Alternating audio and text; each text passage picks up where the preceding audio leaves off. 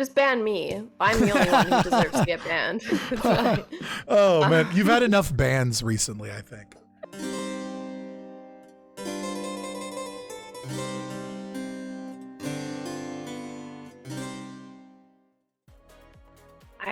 How could you not find the waiting room? Because I'm not a nerd like you guys. Oh, cut me deep. Yeah. Except I know that you tweeted out that you like to read podcast transcripts. So Yeah. go ahead and that cool card, I'm just going to go ahead and take one of them. All right? Okay. I think that's super cool, but to each his own. I think it's cool because it's nerdy. Right? Okay. Being a nerd is cool. Get out of here with that shit. Okay, but are you going to introduce me as the least nerdy person who has ever been on Twitch more than once? I told you that Andrew Tate has been on Twitch more than once. He's less nerdy than you. He wins. Okay, fine. But you should introduce yourself to the audience for everybody that doesn't know who you are and kind of what you're about. Sure, that's a tricky one. But I'm a Canadian. I'm a nurse and a writer, and I'm someone who's been for a couple of years now dealing with being canceled because of my political views, specifically around gender, transgenderism, that kind of thing. That's one way to put it. I mean, you could also say that like you've written pieces for the Post Millennial, that you're a nurse, that like, Yeah. the famous Janet, what is it? Janet? I don't fucking remember her name. We have to say her on Twitch for the record. Okay. Yeah, like I've been writing about kind of politics and sex and gender and feminism for quite a few years now, and have gotten into hot water because of that. And when I was on here last time, I sort of briefly talked about the Yaniv thing, who's the infamous wax my balls Canadian trans-identified person. Chad says Jessica yanked. Oh God, I love doing shit to a live audience. Canada is so bonkers that we almost had our government force women to handle male testicles against their will. Like, this is the Canada that I live in. So. I mean, it's like it was like transgender activists looked at America, right? And they were like masterwork, masterwork cake shop, and they were like, so some gay activists went around until there was at least one cake place that wouldn't decorate the cake.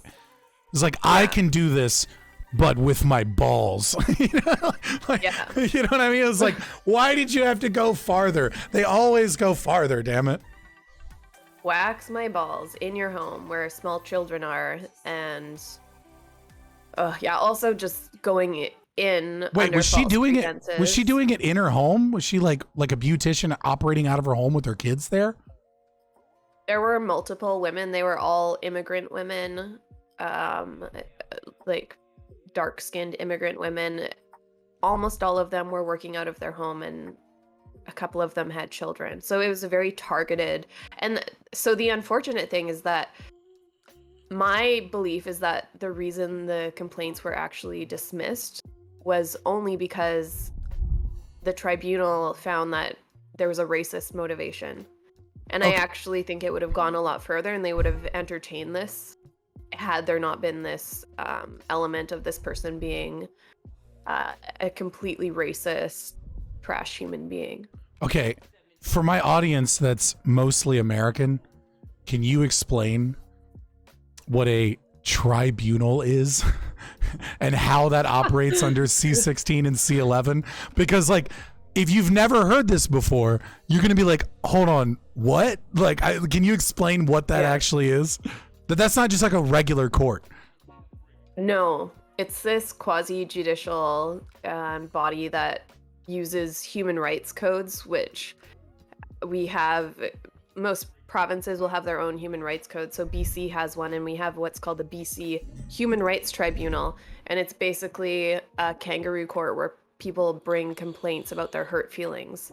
There was another story that I covered for the Post Millennial about a female waitress who used they, them pronouns and was misgendered at work. And it was so traumatizing for her. Apparently, it sort of ended up in her physically assaulting a coworker. But ultimately, she brought this to the Human Rights Tribunal and got $30,000 payout. So these, I think the Human Rights Tribunals should be abolished. They're an absolute joke. And it's literally where people are offended and then they can go and try to extort money from other people. And the people who run it are very hard left. So this is why you end up with people like Yaniv, who's like, women are refusing to wax my female balls and penis. And someone who is like, this woman asked for a lot more than $30,000, but it's like, I need $30,000 because someone didn't call me they, them. Two things. First of all, boys, we got to move to Canada because I'm ready to go get a job and just start screaming, "It's ma'am."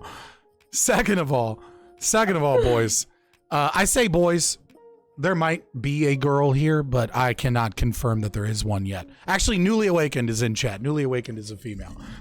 So out of the 23 to 50 viewers that we have, because Twitch likes to fuck with our numbers, out of that many, I can confirm that there is at least one girl. But Newly Awakened, you're one of the boys. And so you boys, just misgendered her. Let's hope she's not Canadian. It's hard to work in Canada as an American. You think so? Is it? Is that a thing? I'm not actually aware of that. I've never really looked into it. Oh, you're a nurse as well? You certainly. That might be a credentialing thing, though. Yeah, if you're a nurse, you just have to. Well, Canada and the US use the same licensing test for nurses, the NCLEX, and after that, you just have to apply for your license wherever you're working. Yeah. All right, fair enough. I forgot what my second point was. Shit. Brain fart. Something about human rights tribunals. No, I had a joke. It went away. Okay. What were you saying? And I just wanted to add, I think I might have mentioned this last time too, but so the human rights tribunals, the people who oversee the hearings and make decisions are lawyers. And so it's not an actual courtroom, but people will look at the rulings from the human rights tribunals, and those rulings will be looked at in our actual court system. So while it's quasi-judicial, it actually has an impact on our court system. And it horrifies me because it's run by like whack job, super far left activists. And I just would love to see them disappear. Yeah. So what's really interesting, and I find this somewhat fascinating about the American system, is that like American academia was infiltrated by critical theorists long before Canada or Europe, right? Like these neo-Marxist whack jobs that created critical legal studies, right? Which is kind of the precursor to critical race theory, in the law degree departments in America. I just find it fascinating that like, as much as we talk shit on the American Constitution and like our republic as anarchists and libertarians, it is very interesting that like, despite the culture being so heavily left and like the institutions of academia being worse here in America than anywhere, like we exported all this shit, it blew up like wildfire in Europe and Canada and all these other places because of the sheer fact, at least by my approximation, that your governmental systems were just much, much weaker and more susceptible to ideological capture than America's is. That's possible. I know we wanted to talk about free speech. I know America has the First Amendment. I think that's stronger. Possibly, like we don't actually have free speech as a right. What we have is freedom of expression, which is quite similar, and it's enshrined in our charter. But we also have hate speech laws. I don't think America has any hate speech laws. No, I mean, we don't have any hate speech laws. And we also have, I forget the Supreme Court case, but it's also compelled speech laws are unconstitutional as well, which is not, which is what, so compelled speech would be, Go ahead. Is that in the First Amendment? No, it's a Or am I Supreme Court. getting It's a that- Supreme okay. Court case. So the Supreme Court Okay. they interpret the First Amendment to mean that freedom of speech means that we cannot have compelled speech, right? Okay.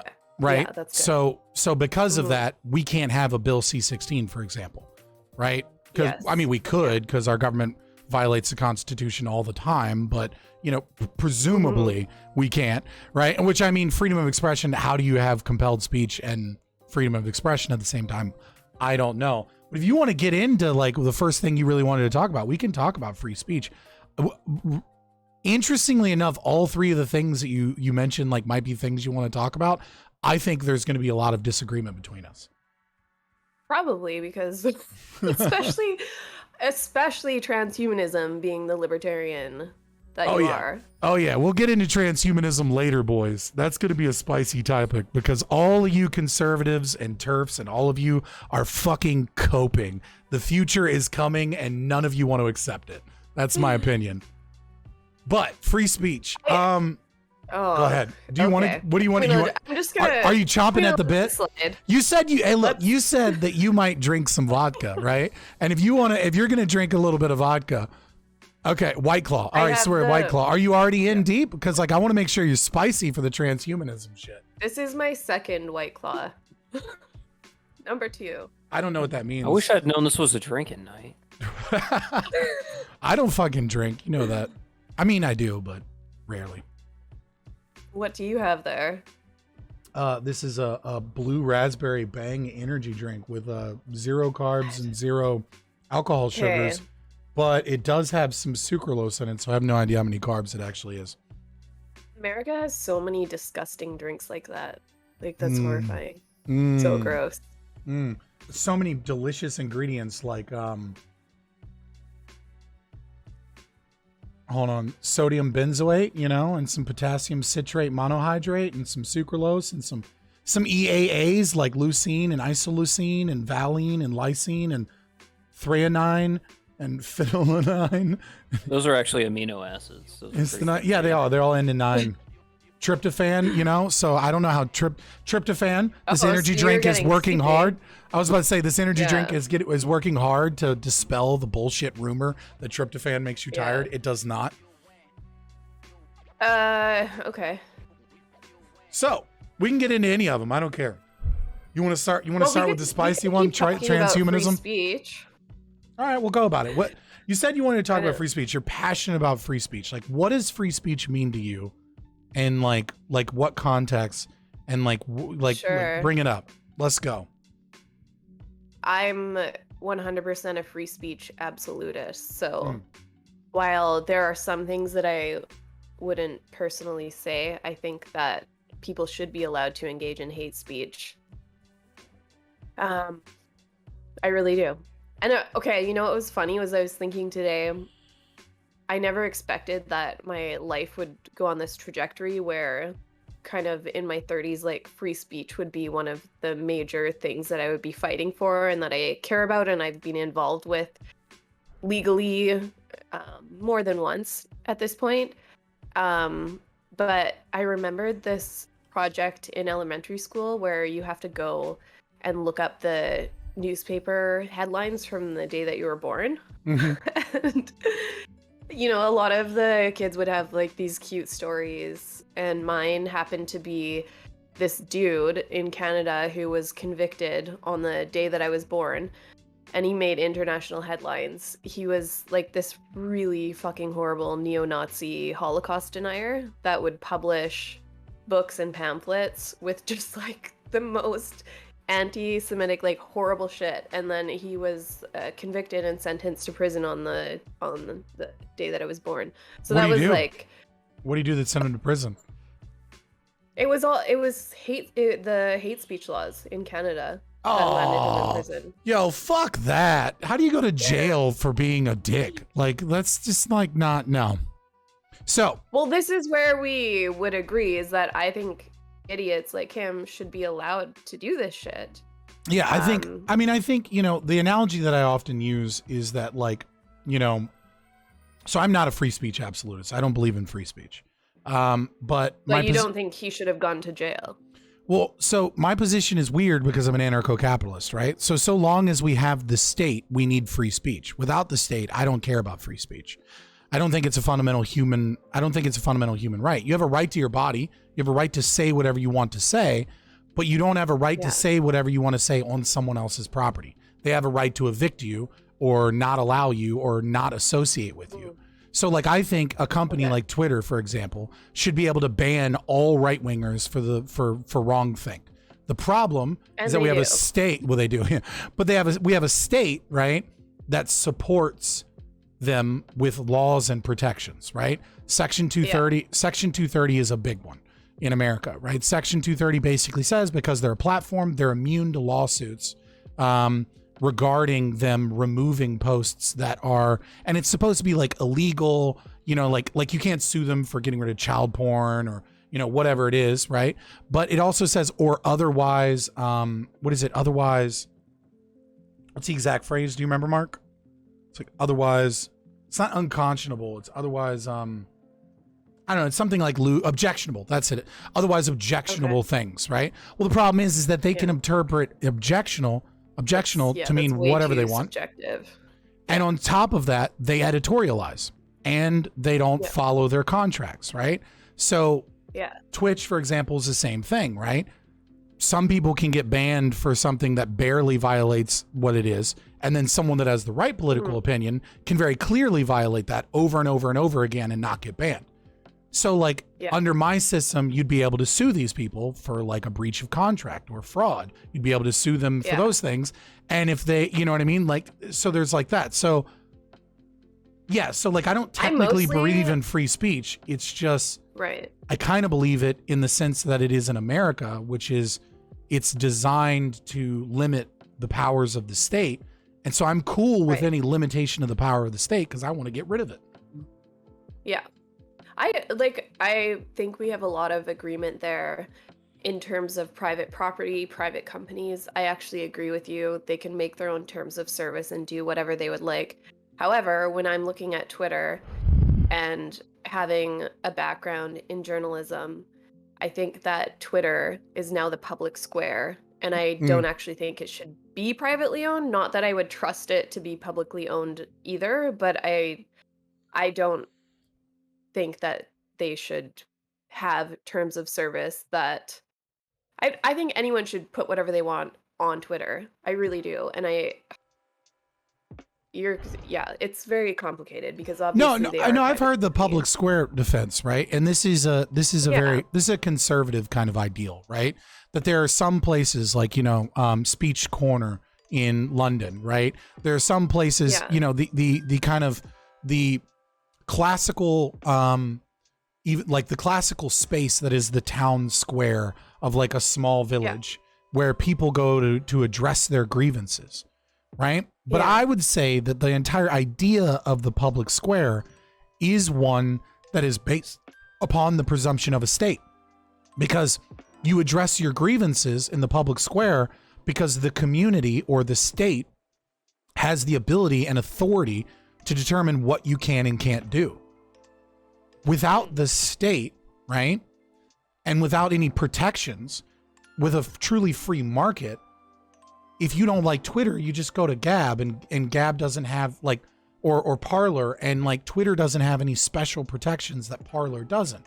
As it stands right now, though, the state allows Twitter to be protected and then goes after Parler for January 6th, despite the fact that Parler gave the government everything they had before January 6th, and Facebook and Twitter didn't, and January 6th was planned on Facebook and Twitter. But those are the right companies that the government likes, not those bad, evil right-winger ones. Well, yeah, and it's like you just really have to acknowledge the fact that, like, number one, Twitter is way bigger than Gab or anything likely will be in decades to come, and it plays a public role, plays an enormous role in the public's perception of what is happening in the world. I also forgot what point I was trying to get at, but you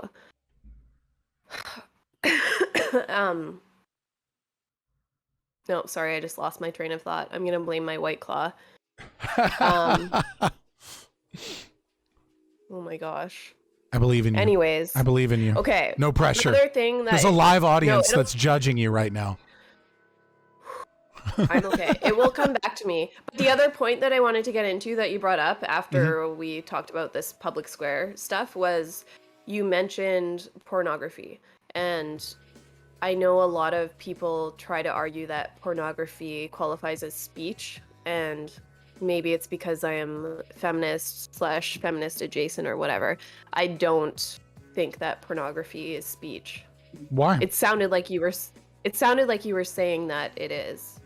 Oh, I don't care about any forms of expression, right? Like, I don't care, like, so long as no one is harmed in the act, like, so long as there's no form of aggression in the act. I don't want to say harm, because there's, like, you know, one could argue that, like, pornography has some level of psychological harm to the individuals that freely do it, but they consent, and so long as consenting adults do it, I don't care.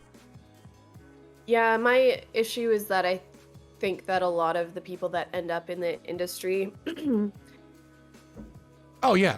consent, but they've been trafficked, they've been abused, they're very traumatized people, and I don't think that is actually consent. Yeah, So well, see, I know we would be splitting hairs about what that means. And No, how I you think could I agree determine with who you. consented and who didn't. Okay. No, I think I agree with you, right? So, like, for example, there was a porn website that lost a case for $13 million to 22 girls. It was, oh God, it was like Go Girls or Girls Do Porn or something like that. I don't know the exact name. It was of Girls Okay. Do Porn. Is it Girls Do Porn? Okay, so basically, what they were doing is they were flying girls out and telling them that they were doing modeling jobs, and then they would get Right. them drunk or high, Yeah. right? And then they would threaten to not pay for their flight back out and not pay them any money unless they did Wow. porn, right? You know what I Yeah. mean? Like, and that's not even like the most egregious. Like, there's tons of like No. teen porn that is just underage girls. There's tons of Yeah. broken people that are like exploited in a lot of ways, right? But all of those, I would say, are crimes in forms of aggression that isn't necessarily, that's a subcategory of porn that's a different crime, right? Yeah. Like, so for example, the And OnlyFans oddly- girl isn't like the OnlyFans girl that is in her apartment by herself, that films herself and then freely puts it out there for money. Like, where's the lack of consent or the fraud or anything occurring there, right? And that's still porn. I'm not saying, there might be consent there, Mm-hmm. but so putting aside the free speech thing, because I guess in this sense it's not a free expression issue, but my issue with the women who do that is, if you look at the amount of money that people are making on OnlyFans, the vast majority of women are making between $50 and $200 a month, whereas you have a tiny, tiny number of women making a lot of money. So it's extremely exploitative. Of Yeah, I mean, Twitch these is young the women same. who are- I mean, our channel right now is roughly in the, we go from like the top 0.7 to the top 0.6% of Twitch, right? So we're larger than 99.3 to 99.4% of all Twitch streamers. And Yeah. yet when you look at what that means, you have people like Asmongold that sit at like 80 Yeah. or 200,000, and Mizkif or like the hot tub girls like Amaranth, who makes $2 to $3 million a month, right? And then you look at us. blows my mind. Yeah. You look at us, right? And despite us being well into the top 1%, coming close to the top 0.5%, we don't make anything right now.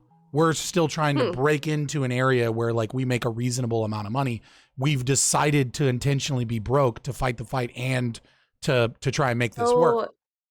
How it's are very these other exponential. top streamers monetizing their channels? I'm curious. Are they getting donations while they're streaming, or is there some other way that they're monetizing? I mean, there's a ton of ways that you can monetize, right? So, I mean, we've done a sponsored charity thing. We waived our sponsorship the first time just to get it done. But I mean, there's sponsorships, there's ads, you get some amount of ads, you're getting donations. People sell merchandise. People then do their best content and put it on YouTube. They get popular on YouTube if they're popular on Twitch. They get that ad revenue. exclusive content on places like Patreon. There's a lot of ways to monetize. Right. Yeah, I was also going to say, when you're talking about these sort of predatory men who go around looking for models, quote unquote, I took a year after high school. I worked in retail at a men's suit and tuxedo store. And this actually happened to me one day, where there was, and it's like so obvious looking back that this is a man who goes around looking for young, because I think I was probably 18, and just goes shopping, approaches you, and will be like, wow, you're so beautiful. Oh, and like, I have a few pictures in my wallet. Like, I do this photography of beautiful women. Like, I'll take some pictures of you for free, and here's my business card. And so this guy, he does this to me while I'm just at work and I'm 18, and I was really flattered because, you know, I'm like a stupid 18-year-old woman with low self-esteem. And Right. I go and I look up his company, which was G&D Productions. And I love that you're never nervous to just like drop names, like the balls. She's always just like, it's G&D Productions. Okay, this is their address. GNDproductions.com. Okay, or you know, .uk. You know what I mean? It's like, all right, just throw it out there, girl. Okay. whatever, this is what he did. Maybe, I don't know if they're still around. But so this was in like 2003 or 2004, and Yeah, it was like early-ish internet. No, it was like early, like popular internet. So anyways, I look up his company, and it was very clear that it was GND stands for Girl Next Door, and it was porn. Yeah, I mean, like, So- for sure. I mean, like, there is something to be said about, like, the really interesting thing about, so this gets into, like, some risky territory as the ANCAP, right? Which people love to hit us on this, which is age of consent, right? Like, what is someone that is easily able to actually consent, right? And we have this presumption that it's 18. That like there's this kind of magical thing that happens on your 18th birthday where like before that, like you have no idea how to consent to anything. And then after that, you know, like you're an adult. You can go fight in a war. You can smoke cigarettes. You can drink alcohol, depending on what state you're in, boys. Yeah. What's up, Shunt? But anyways, you know, so I feel like Shunt's been here longer. I don't know who he's waving to then. But anyways, so, whereas what I would say, chat interaction is so strange. I mean, I'm talking and paying attention and having to engage with chat. It's multitasking. And I'm ADHD. Fuck off. So anyways, this, the thing is that's really weird about it is that like we have this authoritarian system where like a birthday determines age of consent. And I don't want to say you're dumber than the average 18-year-old or anything. Obviously you're not, because you were like, let me look up their website and see what's going on, right? But what I mean to say is that there is there's this false premise that like a birthday magically changes things. And I think the only way we can really get away from an authoritarian system is if a society communally decides what age of consent should be. But if you are ready to be emancipated before that, you should be able to go to court with or without your parents' consent, and with your guardian's consent, and have evidence seen. But also the opposite should be true, right? Like you should be able to go to court and be like, hey, my 18-year-old isn't ready and doesn't want to be ready, right? Like we're going to send him to college, but like we still want to co-sign on his loans. We still want to be present and like take it to court. And if like the son, you know, the person agrees, then it should be like open and shut, you know, and if they disagree, then like a case needs to be made and like an arbitrator needs to step in. Yeah. Because some people are just like, some people are just fucking stupid at 18, and some people really have their shit together, you know? Like the only truly objective thing you could do would be say 25, because that's when your frontal cortex is fully developed. 24 for females, 26 for males. Imagine how many people you would have to convict for rape if you set the age at 25, though. That would cause a host of problems. Yeah, there's a host of problems, and the reason is because we as a society don't deem age of consent based off of mental capacity. That's a fucking lie. What we do is we deem it off of people's biological bodies. When people look fully formed adults, yeah, and we drew a line, and now people are trying to move that line even further back. Yeah, like, I mean, I know we weren't planning to talk about this, but there's definitely a move in our culture and people trying to latch on to the LGBT to blah blah blah alphabet people movement. It's the LGBTQ in there. It's LGBTQAI plus WTFMAP. Okay, that's what we're using. All right. MAP being minor attracted person, and WTF being what the fuck. Yeah. So yeah, I don't know, and it happens in healthcare, and in other specific instances where you have someone look and make an assessment of someone's capacity. But when you're looking at most cases of like rape or grooming, you just default to this age that was picked, as you said, probably based on the physical maturation of our bodies. Yeah, and it doesn't really make sense. The way I look at minor attracted persons is kind of like, I look at it the same way as like alcoholism, right? And here's why I look at it. I mean, I legitimately think it's a paraphilic disorder that some people don't have control over, right? And I don't think that it's inherently... Alcoholism. Listen, hear me out. Here's why I say alcoholism, right? Okay. Because there's a choice as to whether or not you drink alcohol, just like there's a choice as to whether or not you act on your sexual predilections, right? Deviancy. Right. And we as a society shouldn't accept alcoholics walking around drinking. Like, and we shouldn't glorify alcoholism. We as a society shouldn't be like, there's nothing wrong with alcoholism. Alcoholism isn't even a choice. Like, they're just alcoholics, right? So I feel like we should treat it the same way, which is like, it's really unfortunate that you're an alcoholic, and we should do everything we can to get you help, and we should do everything we can to stop you. But if you drink and drive, you belong under the fucking prison because you could kill people. Yeah. I tend to agree. Alcoholism is really fucked up, and I can't remember if we talked about this last time, but because I'm a nurse, I've done street nursing in a neighborhood in Vancouver that is notorious for having all of the like homeless, super fucked up, drug addicted people that are living on the streets, and it's like an open air ghetto basically of poverty and misery and suffering. So I've done right? The what? The Lower East Side, isn't it? Yeah, the downtown East Side in Vancouver. So I used to do street nursing down there. Is your knowledge of Vancouver just coming from serial killer knowledge? Specifically Willie Picton. Willie yes, Picton. Absolutely. Just because that's where Willie Picton. On women in that neighborhood. Yeah.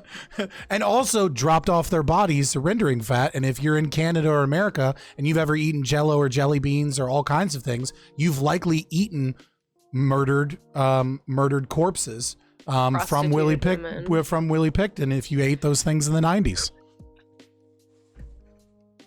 And that was just 2005, actually. As late as 2005. I apologize. That is the most disturbing thing I've ever learned on a serial killer night, was Mark telling me that, and I'm like, wait a minute, I might have eaten murdered prostitutes at one point. And it's like, well, part of them, yeah. I'm just like, oh, that's great. Fucking Moloch is so pleased. Such a fucking Willie Picton is. Yeah, don't get me started. Absolutely disgusting. No, Mark wants to get you started. I lived in the Lower Mainland from about the age of, I don't know, like preteen. And anyways, there was before all of this Willie Picton stuff broke, there was a point in time where a whole stretch of highway, sort of at the kind of east in the Fraser Valley, for months and months, there were police that had cordoned it off, and they were excavating, and then it wasn't until months later that it came out in the news that they were looking for remains of these women that Willie Picton had, I almost called him Pilly Wickton. Shit. That he had, I shouldn't. Yeah, okay. Anyways, that was what they were doing. They were finding remains because he also had a pig farm in the area, See, and that was how he would get rid of bodies. aren't you glad that you were hot at 18? Because if you were ugly, you might have gotten approached by Willie Picton instead of Girl Next Door Productions, right? That's that fucking hot girl Freeman. That's that fucking. She would have been fine because she privilege. wasn't working at the drop-in center, so like you wouldn't have been noticed by him most likely. Fuck you. My joke was great. This is like, okay, whatever. Make a horrible joke. It's fine. He preyed on drug addicted, prostitute women, like the most fucked up women that people wouldn't notice for months that they disappeared. Like, he is a horrible sociopath that knew exactly who to target and got away with it for years and years and years. I mean, the police didn't help. Like, they kept shutting down investigations. I think it was Ken Rossmo. He was like a world-class like profiler. He had a whole geographic locationing system. He basically put the whole thing together. It wouldn't have taken him much time to find him, and they just kind of kicked him to the side, fired him eventually, and like they just harassed him the whole time. It's a system that the FBI uses to this day, that he put together. To track serial killers. Yeah, like the FBI, like basically the best people in the world, if we're going to be honest, at tracking down serial killers. It's one of the things the FBI is pretty good at compared to other countries. Well, plus there was like, what was his last name was Jordan, I think. He would just force indigenous women to drink alcohol until they had alcohol poisoning, just watch them die in hotel rooms. Why are we just bringing up other random serial killers? This was not your moment to shine. This was not your moment to shine. Serial killer night is on Tuesday, Mark. All right? Serial killer night is not for 5 more days, Mark. You have 5 days, and then you get your serial killer night. Is it 5 days? Yes. I do love true crime. I love forensics files and whatever true crime I can watch.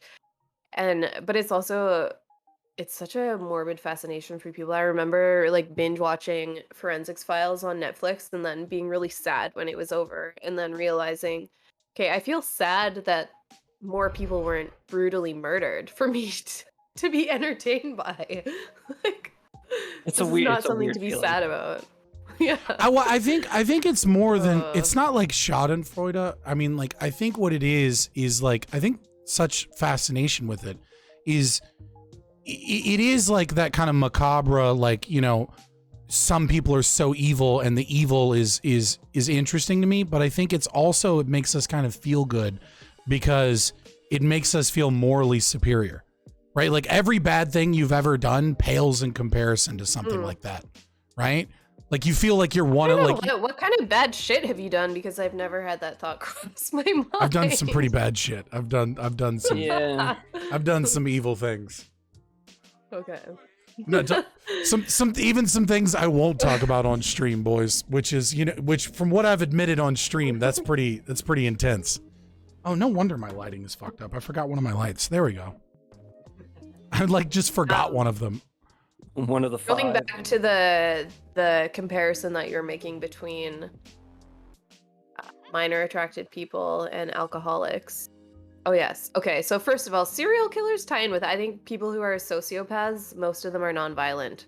Clearly, some of them are. And it's probably the same with pedophiles. Most of them are, well, I don't know how many are non-offending, but I would hope that it would be a small number who... We have no idea, but I can tell you this, that in America, 1 out of every 4 girls is sexually molested and 1 out of every 6 boys. Yeah.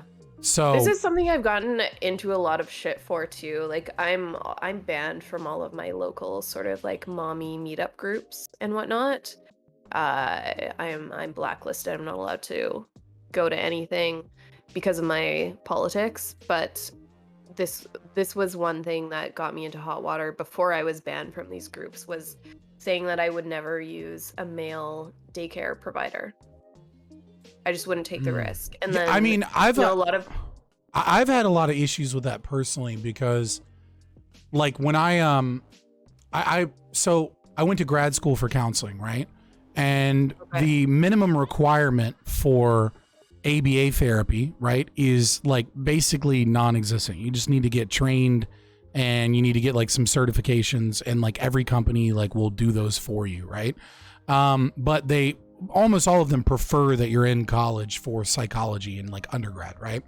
Okay. So I was like, well, fuck it. I'll apply to be an ABA therapist. It's not the greatest job, but it'll get me like some experience in the field, right? So that I can like go back to school and get into therapy and stuff like that. It would be good for my resume and stuff. I went around and applied everywhere, and over and over and over again, I was told by most people, you're just not qualified enough, right? And the resume would be like, we want you to be going to college for psych. Meanwhile, I have an autistic son. I've been raising my autistic son as like a stay-at-home dad while going to college. I graduated with a double major in psychology and sociology, and I have basically everything but the internship to be a registered counselor in the state of Virginia. Like I basically am almost done everything that you need to do to graduate K-CREP to be like a therapist, like a legit therapist, not like, at the same level as a psychologist, just with less research credentials, but the same like basic pay structure, same education, etc. And they'd be like, you're unqualified. And like, I knew a girl at one of these places, and one of the people that they hired was a 19-year-old girl whose entire resume was babysitting. That she did some babysitting in high school and was like a freshman in college in psychology. And I was like, these are the same people. Is what you're saying is that it's sexism? Oh, it's like, it's rampant in ABA therapy and things like that, because you go to people's homes to deal with their kids, and people just don't want men. I applied for one place and they were like, okay, so here's the question. What are you going to do when one of the mothers accuses you of sexually molesting their child when they weren't in the room with you? And I was like, not be alone in the room in the first place? Like, I wouldn't do that. Like, that doesn't make sense. I'm like, why? I was like, this seems like a weird question. Like, oh, no, you're going to get accused of sexually molesting a child, whether you do it or not, because you're a man. So we need to know how you'll deal with that. And I was just like, what? And like, and so like but the funny thing is that they'll complain that they don't have men. They'll be like desperately looking for men, and then they refuse to hire men because of that very reason. So it's like, I disagree with you, but I mean, if you have the right to say, I don't want that. Yeah. I feel really bad for men like you who want to do it because they are genuinely interested and they would never do anything horrible. But for me, it's just a matter of the risk assessment. It's the same reason that I support sex segregated spaces for women, is that I look at men as a sex class and I think there's a risk there and I'm not willing to take it. I wouldn't take it with women and girls in our private spaces, and I also wouldn't take that risk with my children in a daycare. And I do recognize that I'm sure most men would never do something like that, but it makes you worry. And then you also know that men seek out positions like that so that they can abuse the power and actually do that. And so many women would try to argue against you and say, oh, but if you look at the data and the stats, it shows that the vast majority of child abusers are close family members. And what they don't realize is that, yes, that's true, but the only reason that's true is because these are men who have access to these children. It's purely a matter of access. That's not true. Have you ever heard of Cinderella effect? I think so. Can you jog my memory? Yeah, so step parents are 40 times more likely to abuse children than biological parents. Yeah. Right? So there are other factors at play. It's not just access, right? But I mean, 96% of child molesters are men. Yeah. Well, we don't know that not 96, but of like reported cases, right? Of child molestation, 96% are men. And the reason for that, in my opinion, now this isn't like a fact, so don't fucking come at me, Twitch sphere. But what it seems to be is that men have something known as sexual imprinting. Now, women sexually imprint as well, but to a much, much less degree than men. So I'll go through this a little bit. It's going to be a little bit long-winded, but I think it's interesting towards the topic. So we did a study, I want to say in the late 90s, right? Where what they did is they took goats and sheep, right? And they mixed the male goats and sheep up and put them in a population of mostly sheep, put the goats in a population of mostly sheep, and vice versa, right? And what they found was that if goats or sheep grow up with the opposing species, and then grow to sexual maturation, even when you put them back with their own species, they will not have sex with that other species to an incredibly large degree. So goats that grow up with sheep will not fuck goats. They will only fuck sheep, and vice versa. Women, on the other, female sheep don't seem to have this difference. They will still engage in mating and things like that. And so what we hypothesize, right, is that when environmental factors, we don't know what level this is biological, right? But whatever biological predisposition, set that aside for a moment. One of the factors is sexual imprinting. So men, for example, are far more likely to have fetishes than women, and they're more likely to have paraphilic disorders, right? Such as voyeurism. It's very rare for women to have those. Well, pause. I just said voyeurism was a paraphilic disorder. Not anymore. I apologize. But men tend to develop like disorders and like fixations that change their sexuality. But women are not immune to this, because when environmental factors, especially trauma, occur to women, it drastically changes the way that they engage with sex. So women are far more likely to have their behavior go to an incredibly high libido, where they want to have sex with a lot of people and they don't discriminate against sexual partners at all, or the very opposite, which is that they have a very low libido and that they don't want to engage in sex, and they have incredible difficulty orgasming, and things of that nature. So men are more likely, at least from an environmental perspective, to become a child molester if something was triggered by, let's say, some form of trauma, whereas a woman that experiences the same trauma and has the same biological predisposition is far more likely to, let's say, just be, for lack of a better word, a slut. Like, just be on Tinder every day fucking everybody. Yeah. And I've definitely seen that behavior for sure. But I'm just curious about the thing where you're saying the Cinderella effect and step parents. To me, that it still is a matter of access. I think if it's 40 times more likely to be a step parent rather than a biological parent, but I know it's like uncles, second relatives are also more likely. So I think part of that is that there's an incest factor, because a lot of people are naturally repulsed by incest. But I mean that could be it. Access. That could be it too. I mean, like I'm sure that certainly plays a factor with pheromones and things like that. But there's a lot of really weird and interesting macabre things that occur. So for example, when you have teenage females, right? Their bodies react differently to the pheromones of a stepfather than a father, right? So teenage females that have stepfathers in the home are far more likely to have a period at an earlier age, and begin to develop earlier than ones that are raised by biological males. And we know that. I just wonder, when you're saying this, I haven't heard of this study or studies. I don't know how many there are, but as you're saying it, the first thing that goes through my mind is what kind of creepy man decided to do a study on this? Well, no, I mean, there's all kinds of research psychology that might be creepy, but it's interesting to know, right? Sure. Yeah, that is kind of funny now that I think about it. Who did that grant in sex research? But yeah, what we know is that the earlier you have your period as a female, right?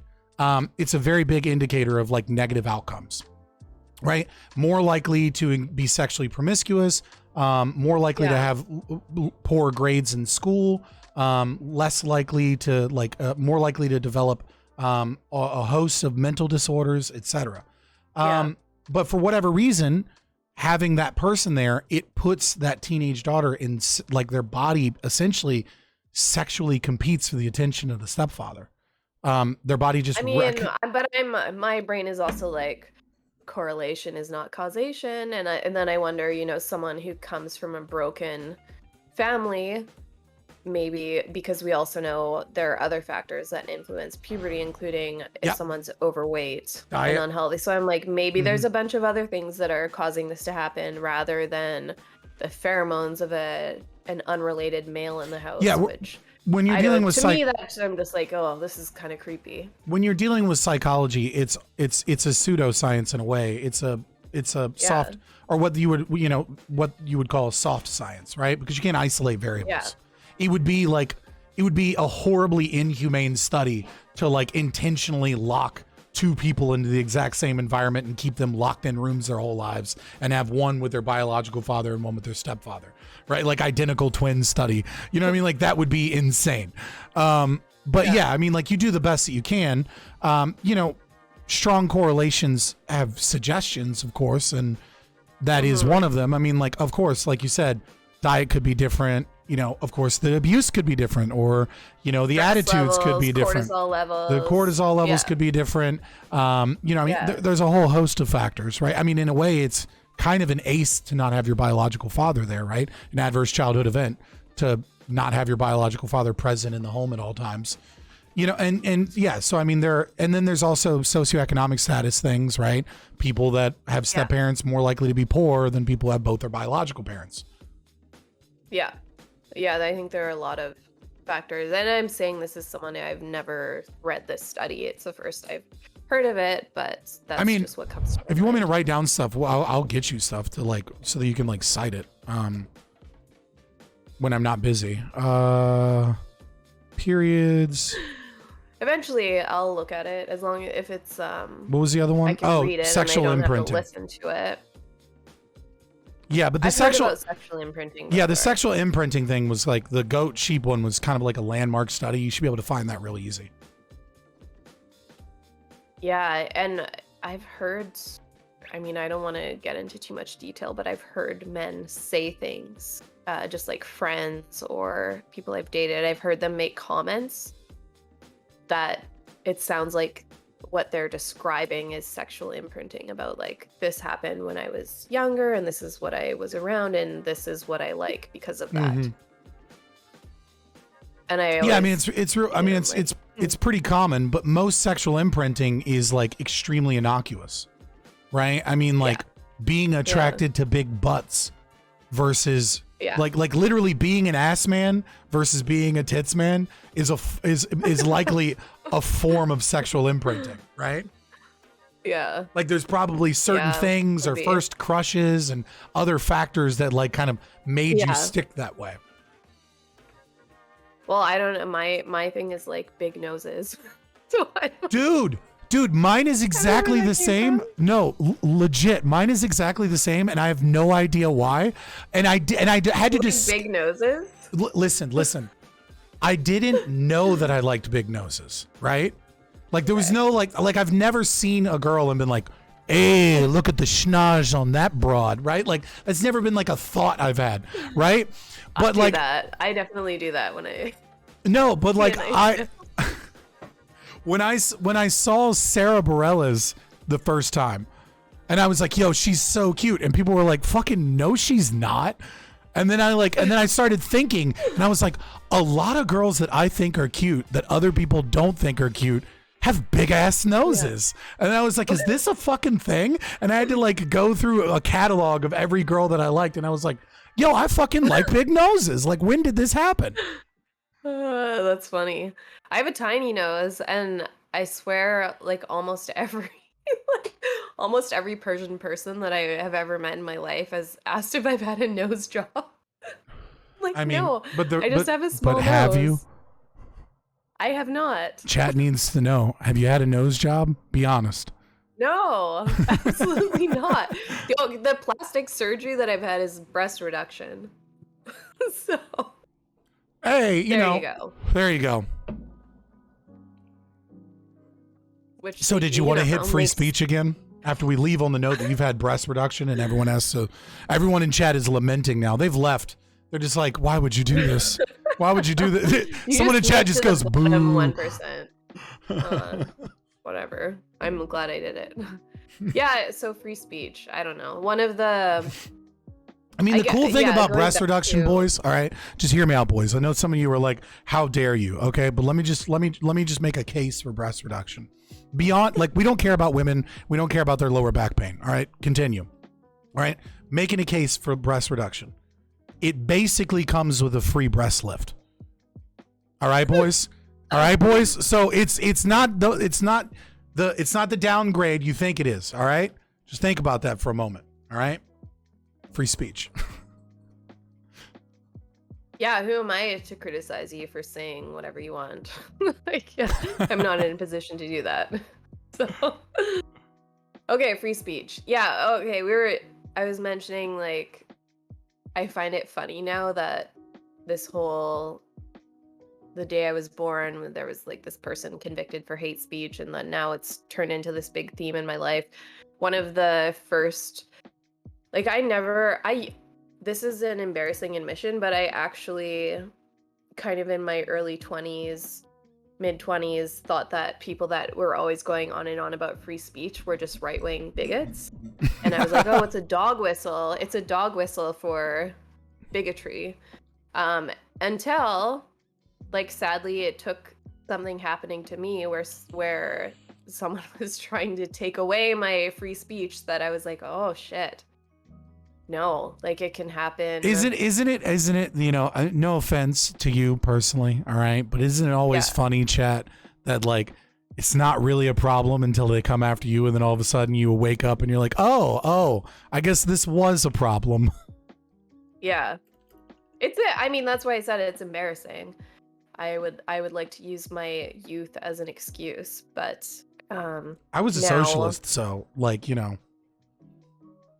Also embarrassing. Yeah, no, I started off as a socialist and was even still lefty up until like 2015. I was still at a Bernie Sanders rally. That was my final, like, this is fucked up. Like, that was my final straw, was something he said at something Bernie said at a rally. And I was like, oh wow, this guy, like, literally just hates, like, white men and rich people for being successful. I was like, this isn't anything about, like, being pro women or pro gay or pro worker in any way. This is just resentment and hate. Yeah, I love it when successful white men spend their careers shitting on other successful white men. I mean, is he really successful? He's a successful thief. He's a politician. I'm sure he doesn't have much money, but he's a millionaire. Well regarded. And is he a millionaire? Yeah, he used to say the millionaires and the billionaires, and he stopped saying that and just kept saying the billionaires because he made millions off of a book deal. He's got 3 houses. Okay. Yeah, he has 3 really expensive houses, one in DC, and then he's got his regular home in Vermont, and then he has a vacation home. Interesting. Yeah, I would have assumed that he would still just not be rich, but that makes me dislike him even more. I mean, I still credit where credit is due. Bernie Sanders still to this day deserves a little bit of credit for being one of the only people in the House of Representatives when he wasn't a senator, right? That would every chance he got would bring a fucking billboard or one of those, like, poster board, like, you know, like those things you flip that have sandwich board. Is that what it's called? Yeah. There's these giant notepad. But in the 80s and 90s, and even in, like, the early 2000s, he would bring this down and he would be like, this is a building. And I think it was in, like, Ireland or some shit where it was like a tax haven. And he's like, these fucking corporations have one telephone in this fucking building that's 2 floors and has like 600 American corporations. Their, like, office is here. And I was like, let's go. Like, yeah. Apparently it is a sandwich board. I'm getting chat is confirming. I'm telling you. I think we're actually in agreement on free speech. But now you're very, like, no, I think so. I think it's just that I think we just disagree about the public square issue, because I think a private corporation unintentionally, well, maybe not unintentionally, but inadvertently, or, like, it wasn't what we were expecting, but they literally are now the public square of the world as far as I'm concerned.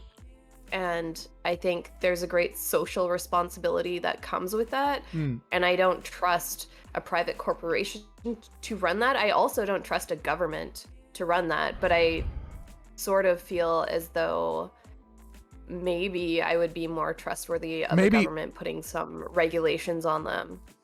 Or Elon Musk, I was hopeful about that. I don't know what the hell is happening, but I thought, he's kind of like, I don't know how much I could trust Elon either, but he seems principled in some ways. I thought he's that buying might Twitter. have been a better solution. He's buying Twitter. This whole I'm not buying Twitter shit. So that's what I hear. It's like, is he's going to court to get a discount, essentially? He's going to court for two reasons. One, to get a discount because they lied about the amount of bots. But two, he's doing it because they can either settle and give him a discount, or they're forced to go into discovery. And when they go into discovery, and then he gets what he wants. He can publicize. I think he wants to publicize before the elections the shit that Twitter's doing. That's my best guess. Is he just wants a discount. But maybe I can convince you of this public square thing, right? Because I don't like this idea of a public square. And let me explain. I don't like the idea of public property, much less a public square. But the issue that I see is that the public square defense is a conservative reaction to censorship, and then wants to use the state to maintain that the freedoms that they feel are being violated, right, are protected by the government, and they're using the state to enforce against private industry and companies in such a mean to grow the power of the state. I am terrified of the public square thing because it sets this precedent that the government has business in dealing with what you can and can't say online. It gets sold to you as this idea that like, oh, the government's coming in to stop censorship. But what it really means is that the government gets to decide what is and isn't appropriate censorship, because they're not going to allow I have draw lines. I have the same concern. I'm like, it's a different brand of censorship. So it's about who you trust more. Hold on. Casimir is about to go and debate on the Crucible. If you want to leave and go watch that, I totally understand. I'm not going to link it in my chat. I'm going to make you work for it if you want to go see him. We'll probably do it tomorrow. But Casimir, before you go, this is for you. Get married, have a bunch of kids. I don't know who that is. Okay. But bye, Casimir. Bye, guys. He's a mod and a good boy. And I made a video thing that plays for Channel Point Redemption. Okay. Amy, relax. Relax, Amy. But I'm no. Relaxed. So what? the public square thing, right? The issue that I have with that is that this is a problem that the government caused, and then conservatives are going to turn to the government to fix it instead of getting the government out of the problem that they caused. And what I mean by that... yeah, it's like they're violating their own principles by trying to use regulation to solve a problem, because that is not what conservatism is about. I would say further, the government caused the problem of online censorship by affording government state-backed protections against these large companies that then allow them to defraud people based off of their own terms of service and their own rules, and allow them to be editors when they're pretending not to be editors. And so the ability that you can't, so let's say James Lindsay, for example, if without Section 230 protections, super based, right, he easily should be able to sue Twitter and say, look, I had I think it was around 200,000 followers. No, he was at like 350,000. Was he at, okay, so let's say 350, okay? Whatever it was. That's clearly something that he uses to promote his YouTube. That's clearly something that he uses to promote his speaking arrangement. And that's clearly something that he uses to promote his brand that is a marketing service. Okay? And yet, what they have done is they have created rules that they then retroactively change what those rules are and don't follow their own rules. They banned him for changing his name to something that doesn't target anybody specifically, which he called himself like sexual predator expert, and that's why they banned him. He was like child sexualization expert or something. Right. It was It didn't like a cheeky way of not saying groomer. Right. Like that he's outing groomers. And so then they say, oh, well, you violated our TOS because you attacked the LGBT community and individuals for their inherent stuff, which first of all is an admission by Twitter that the LGBT community are groomers, which is hilarious. And I don't even agree to that. Yep. But second, like if they do that, that's a violation of their contract and there are damages. So Twitter shouldn't, you don't need the government to step in to stop the censorship. What you need is to allow people to sue for breach of contract and fraud because they clearly did. And like the market would fix that. Like libertarian, okay, in your libertarian anarchist utopia, there wouldn't be a court system either. Yeah, there would. Absolutely, there would. Would there? Yeah, so you'd have rights enforcement agencies, right? Which is basically an insurance company for your legal protection, right? Twitter would have a rights enforcement agency, and anytime you sign any type of contract with them, you agree that your rights enforcement agency negotiates with their rights enforcement agency. It's as simple as that. Just like you have car insurance, you have REAs, you sign up for Twitch, you sign a contract, it's always co-signed by their REA and co-signed by your REA. And in the event that they violate your contract, it's handled that way. Subject to the same. To me, it's like there's no difference between that and government. Like even in the province where I live, we have all of our car insurance is this. It's called like a P3. It's like private public partnership. Triple P P3. Yeah, you have an unfree market. There's so much corruption just in that industry, and it's like you would still be relying on some sort of authority to be honest and to enforce rules. So I think this is why I fall just very slightly into the libertarian square on the political grid. Is like I agree in principle with a lot of this stuff, but I actually am more of like a small government anti-nanny state person, but I do still see the purpose of having a small government that you can try to hold accountable. So I understand what you're saying, right? There's no argument for me that there wouldn't be REAs that are corrupt, right? Or that don't steal from people or do bad things, right? The issue here, right, is that the state is a monopoly and you have no choice. In an REA situation, if you don't like Geico, you go with Nationwide. And if Geico gets a reputation for fucking people over.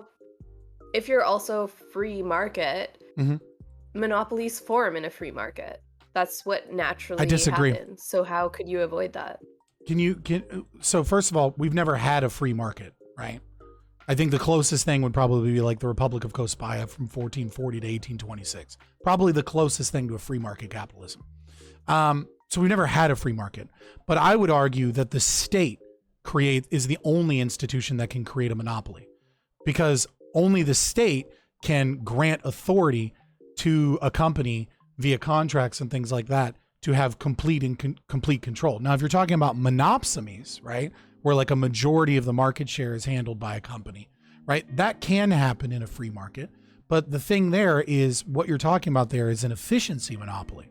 Right. So Standard Oil is a great example of this, even though it's not necessarily like a free market. Standard Oil had this at their peak. They had 86% of all the oil production and sales in America. And people go, that's terrible. Standard Oil was this horrible company and they did all these horrible things. Well, why did they have that? Well, because they were so fucking good at making oil, so good at selling byproducts of the oil. They hired accountants that like were able to like make the business far more efficient. And because of a manufacturing system that was better, kerosene under Standard Oil went from about $25 a barrel to under $5 a barrel. That's why Standard Oil got all that money. And the idea that like they can capture by buying things, they actually tried this. Yeah. They tried to force a monopoly by buying out other companies at like absurd prices to control and price fix. And what ended up happening is new people came into the business and started creating factories that they didn't even want to produce things, just to force Standard Oil to buy them at an exorbitant rate. And they lost money and eventually stopped doing that and focused on production to make it cheaper so that they could maintain their monopoly. When the Supreme Court went to strike down Standard Oil, they had already dropped from 86% of the market share to 70% because the monopoly was already breaking up. I think when you look at tax havens, when you look at regulatory capture, where large corporations can basically write the laws that they want because they have the money to buy off, the politicians, and you look at like the large governments that are sweeping and all of the contracts that they can do, I think that the argument is actually that monopolies are far less likely and far less common under free market than they ever could be under a state, and that a true monopoly can only be created by a state.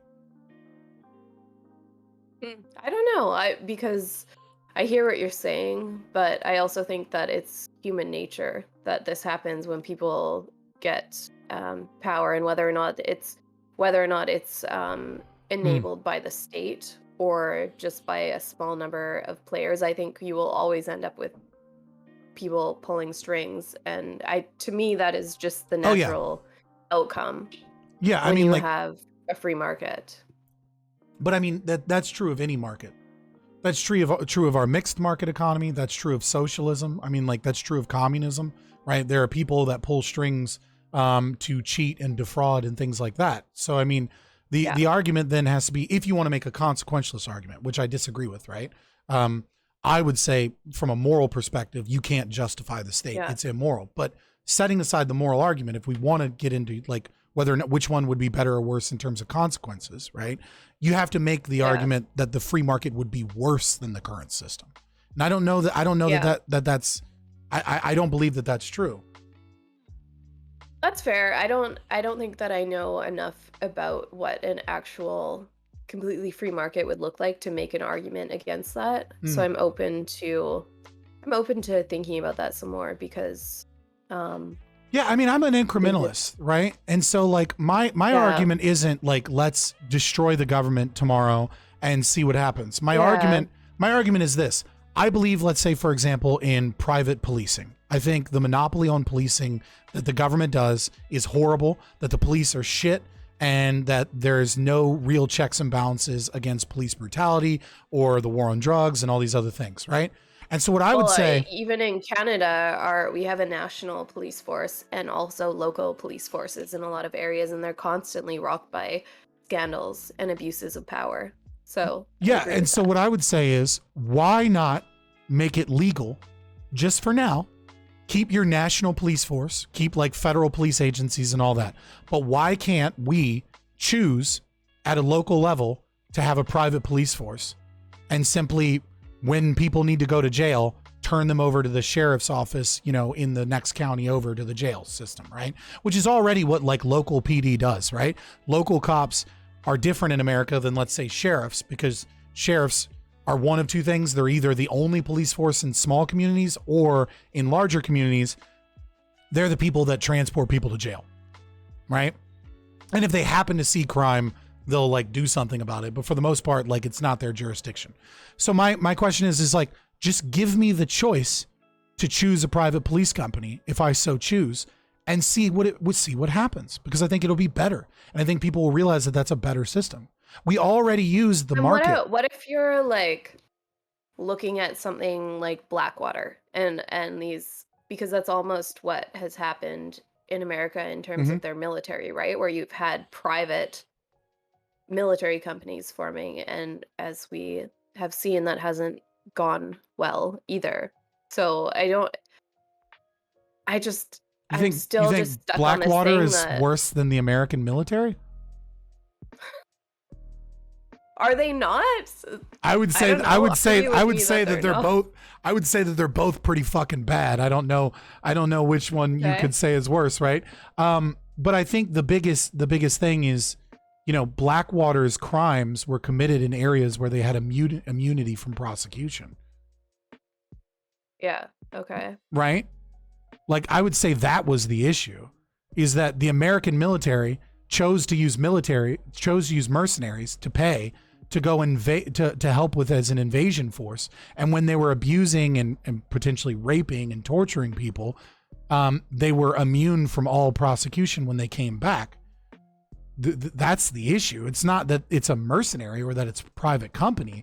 The issue is that the incentive structure was set up that you allowed people to go invade on your behalf with no checks. To me, that's a failure of a government that should maybe have more rules or a bit more reach in holding those people accountable rather than right. We should have this government. Instead, what we got was a government that steals money from us via taxation and then wrote contracts to these horrible people and gave them money regardless of whether or not they did horrible things. Whereas in a truly private system, do you think most people would support that? Maybe. I think this is the point of contention between us, is that I'm saying I don't trust governments. I prefer small governments, but I still feel that they are more trustworthy than like having zero government or relying on private companies, private corporations, private people. I feel like there's a better way to hold them accountable, and versus you're saying, like, we agree on so many basic points. It's just like you think that it could be better regulated by people, and I'm saying no. I think just like reforming government is the solution. Right. So another thing that you can do is something called a covenant community, right? Which is you could move to a place that is run by a corporation, right? And the corporation says, if you buy property here, you must abide by, this is how our community is set up. And the way we're going to set up our community is we're going to have democratic elections. We're going to have a police force. We're going to have a monopoly on the judicial system and all of these things. And the only difference is that you have to sign the contract. They can't force it on you. And you have to be able to divest from that whenever you want, which is to say you need the ability to go, I don't want to be here anymore. I divest from this, and they need to pay you out. Yeah, that's fair. And then I don't know if you've ever heard of this. You'd basically be choosing to live in the system that you yourself advocate for. The only difference is that it's done voluntarily instead of being forced upon you. So you can move to a different system. There's this, I don't know if you've heard of this in Canada, but there's a, I don't know if they're going to update the language because it's very transphobic, but I believe it's called Man of the Land.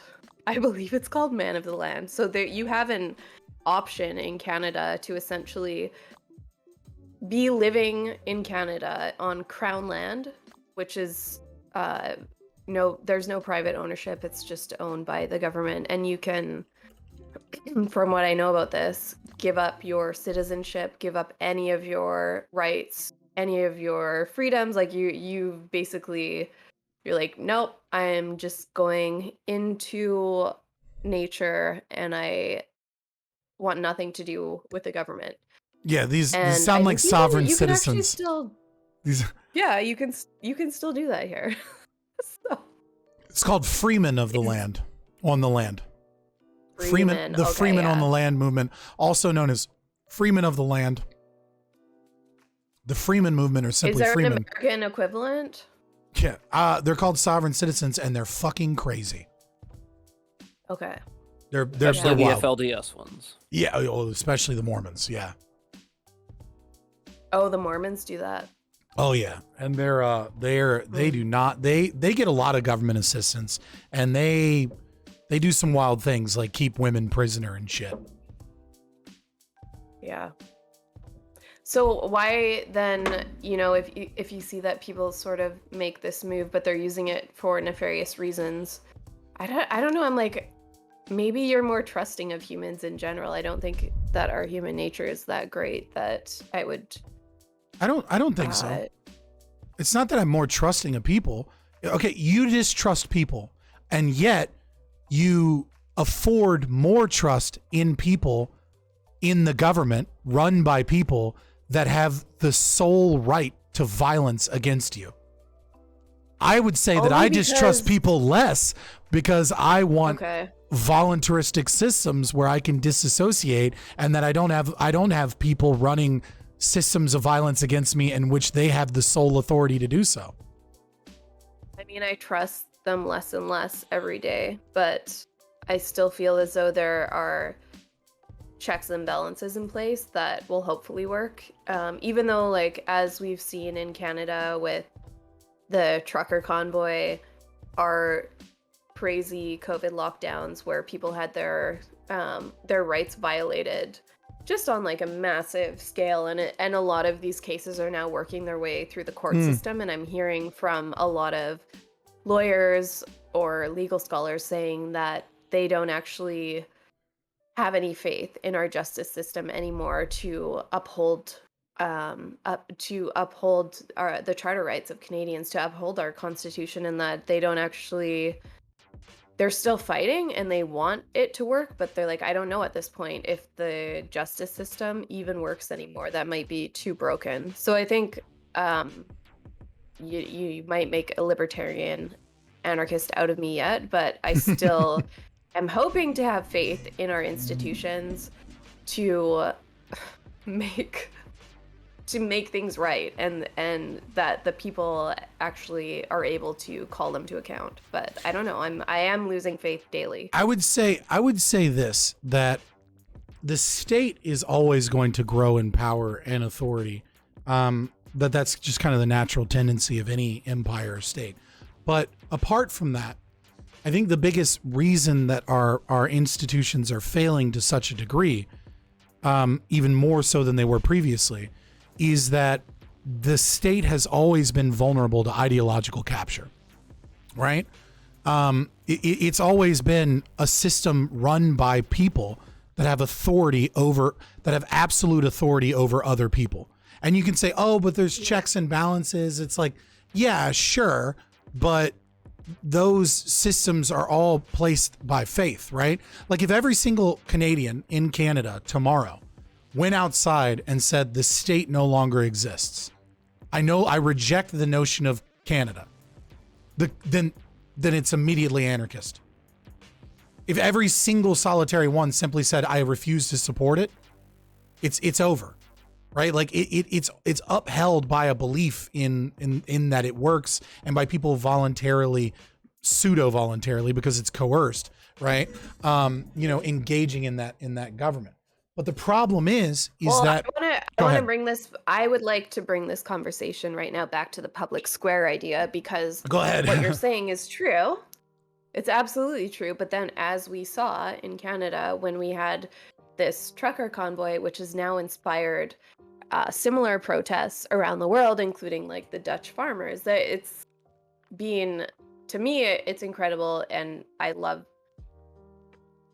I feel hopeful because I'm seeing people doing this. But in Canada, we had a large amount of people standing up, and yet you had most Canadians, including a lot of my friends, who still are really pissed off at me for supporting the convoy and for not buying into the narrative that they were white supremacists and bigots.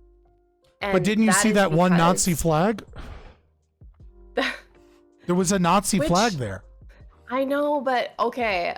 The stupid thing about that is, like, yes, a lot of times idiots show up to these things with a Nazi flag because they're trying to be like, the government is the Nazi and a fascist. And they're trying to make a point without realizing that they look like they're holding up a Nazi flag. And then aside from that, there's like one, I know you're saying that tongue in cheek, but it's like, okay, there's also one. And if you watched live stream footage from what happened, there was like a huge group of men that were like, get the fuck out of here, man, and chase this person away. So anyways, I just want to interrupt real quick. You just proved my point that you actually have more faith in people than I do. Because you're like, yeah, but a lot of idiots show up. And when I saw that, I was like, okay, what federal agent and or anti-protester did this? Because I didn't think it was an idiot. I just assumed that it was a Fed boy. I also think that's possible. I think those are the two possibilities for sure. Do I have more faith in people that I'm like, no, it was a dumb person rather than Yeah. a manipulative person? Yeah. Maybe I you think have you more do. faith because you're like, I think it was motivated by someone being smart, and I'm like, no, I think it was someone being stupid. So I don't know. I don't know. We That could was argue that glowy as point, fuck. but anyways, I guess what ultimately I'm saying is that the fact of the matter is that when the people actually showed up on the doorstep of the Mhm. Canadian government and it was a huge movement, Twitter and mainstream media managed to control the narrative to such an extent that it's still, I know so many Yes. relationships, friendships ruined because they disagree about this topic. Like they managed to warp the narrative around this so badly that it basically destroyed the fabric of our country. That's how I feel. And so, No, I agree. when you're like, oh, yeah. No, So I that's agree. It's just I think that okay. the philosophy of a public square, right, is Okay. addressing a government caused issue with government regulation Okay. instead of addressing the issue, which is the government caused issue, which is But when we're you already when in this pickle where it already exists, and the people, as we've seen in that situation, don't have the power to overcome this problem on their own my because we tried and we didn't. okay, so what do you think? Do you see here's the other tricky thing, right? Is you see censorship of online spaces, and I'm going to tell you right now, that's exactly what these corporations want. Twitter wants to be regulated. Oh yeah. They want it so bad because that is going to be the state granting them a monopoly. Well, Guaranteed yeah, that's going to be the state granted because the state is going to set it up in such a way that it benefits those corporations that help them get elected, right? And allows them to control what speech is and isn't acceptable in certain degrees. And this like, oh, it's going to rein them in. No, it's going to rein out their competition. And the real thing that would actually yeah. fix this is just allowing Twitter to be sued when they violate their own contract. Okay. Yeah. Possibly. I mean, people also need to have resources to sue someone, and Yeah, but but no, that's you that's could a do fair class point. action lawsuits. You know what I mean? Like you could do like the truckers could have done it. Like let's say for example, done a class action lawsuit, a lawyer take it up, and like 50 or 100 or 200 people that were protesting these things that had innocuous, like really good tweets, right? Like tweets that were like very easy to prove didn't violate TOS in any way, shape, or Mm. form, all come together and collectively sue for let's say like 7 million, right? Yeah. And then Twitter's forced to pay that. And then all of a sudden, either like their legal fees and their insurance rates go through the fucking roof. And so what ends up happening Yeah. now is that larger companies, right, are at a much larger risk because of the audience that they have. Whereas smaller Right. companies have actually less liability. The other thing I wanted to talk about in terms of, oh God, what is Deflux? Deflux Oh God, donated give me a second. $10. I feel like you guys should talk about how I just wanted anarcho-capitalist to solutions say, are like, One you're working talking second. today, about this, and pointing as out that it works can today One and how second. it works do you today and really that we need need to do silence? more of Okay. it. Is the Our headphones keep cutting out lately, and they'll just turn off for Oh, like 10 seconds and No, these. Mark, Oh, you had Mark something else? Mark's not paying attention to the stream chat. No, someone donated $10 and then they have a message. I feel like you guys should talk about how anarcho-capitalist solutions are working today, pointing out that if it works today and how it works today, that we need more of it is the incrementalism we're working for. I mean, we could talk about the Amish. We could talk about the Mennonites and the way that they basically have anarcho-capitalist systems that are far superior to the neighborhoods and education systems and stuff my like that. ex-husband was a Mennonite, so Ooh. is that do you really want to go there? Couldn't fucking hack it. But no, fuck, what were we talking about? Oh, in terms of the public square and suing and things like that. There's another thing. So Mark Weber, right? I guess is how you would say his German name appropriately, sociologist. Weber, whatever. It's a Weber grill Yeah. as far as I'm concerned. But Yeah. have you heard you know the what is it? The Peter principle. That's a Weber thing or it's something else? I'm trying to remember my sociology 101. The So No, this is you got to refresh my memory. so this is basically the principle is this that in a bureaucracy, individuals rise to the level of their own incompetence. Okay, yeah. Right. So the larger a corporation or a company is, the more middle management they have, right? And basically the principle is this: I think is this is a as you get reflection of hired, how, right? Oh my If you're good enough to get promoted, you get promoted. And so you constantly go up the ladder until you're no longer competent enough to get hired, which basically means that in a large bureaucracy, everyone that is in middle management is either fresh and brand new, or they're not capable of doing good enough to get promoted. And so larger companies actually have a financial cost, which is their own incompetence. Large companies do worse and are less efficient than smaller companies. But the reason they do so well in under a state system is that they have regulatory capture and they have tax loopholes and things like that. Now, granted, the communists will say, well, they have larger amounts of capital and so they can diversify and they can invest and they can do things that smaller companies can't. Yeah, and you know, fair enough, right? But some of that investment is due to boom and bust economic systems created by central banks to begin with. So I would say that that's mostly part of that as well. So under a totally free market system, I would say that smaller companies kind of have a way of doing what's known as creative destruction in the economy. You know what creative destruction is?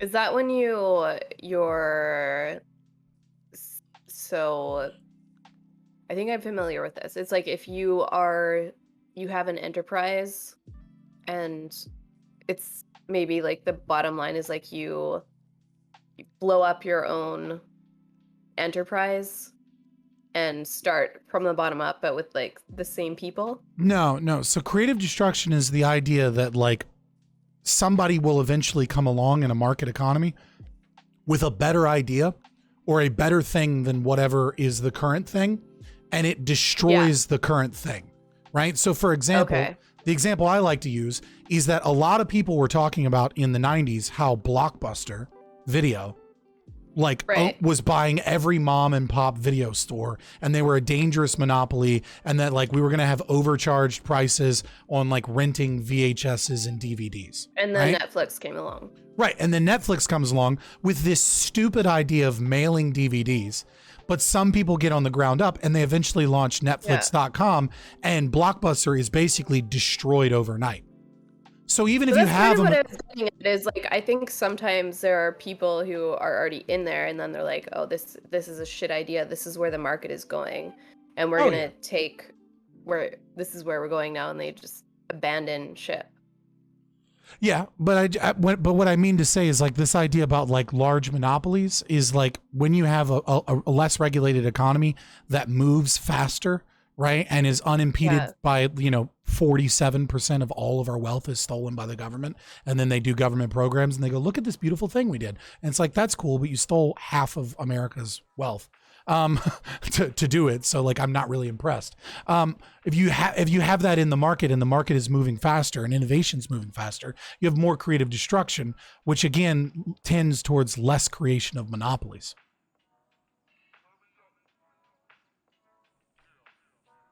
Maybe, or it's just time limited monopolies. But I feel like I'm just proselytizing libertarianism to you at this point, and like I don't want to do. I feel I'm so passionate about it. I want to get back to something that you want to talk about, and maybe like stop hammering you. I'm a natural skeptic, so it's fine. No. I feel like I'm just like I'm going to convert her. All right. I've said before, boys, that we just need one hot girl ANCAP. Okay. We just need one. And once we're able to do that, we can bring in all the views to our ideology. I'm just saying, if you were streaming, you'd do better than me in like 1 month. Your numbers would be better than mine in a month. I'm already, as I told you, the political spectrum, the 4 quadrants. I'm in the libertarian quadrant, just barely. So I don't know. Someone in chat just goes, local man starts talking about Austrian economics for 2 hours. I'm not going to do that to her. Maybe another time if you want to talk about why I think economic systems that we use in economists are all peddling pseudoscience. Give me some pre-reading and then I'll do it. Oof. If you really want to, Man, Economy, and State.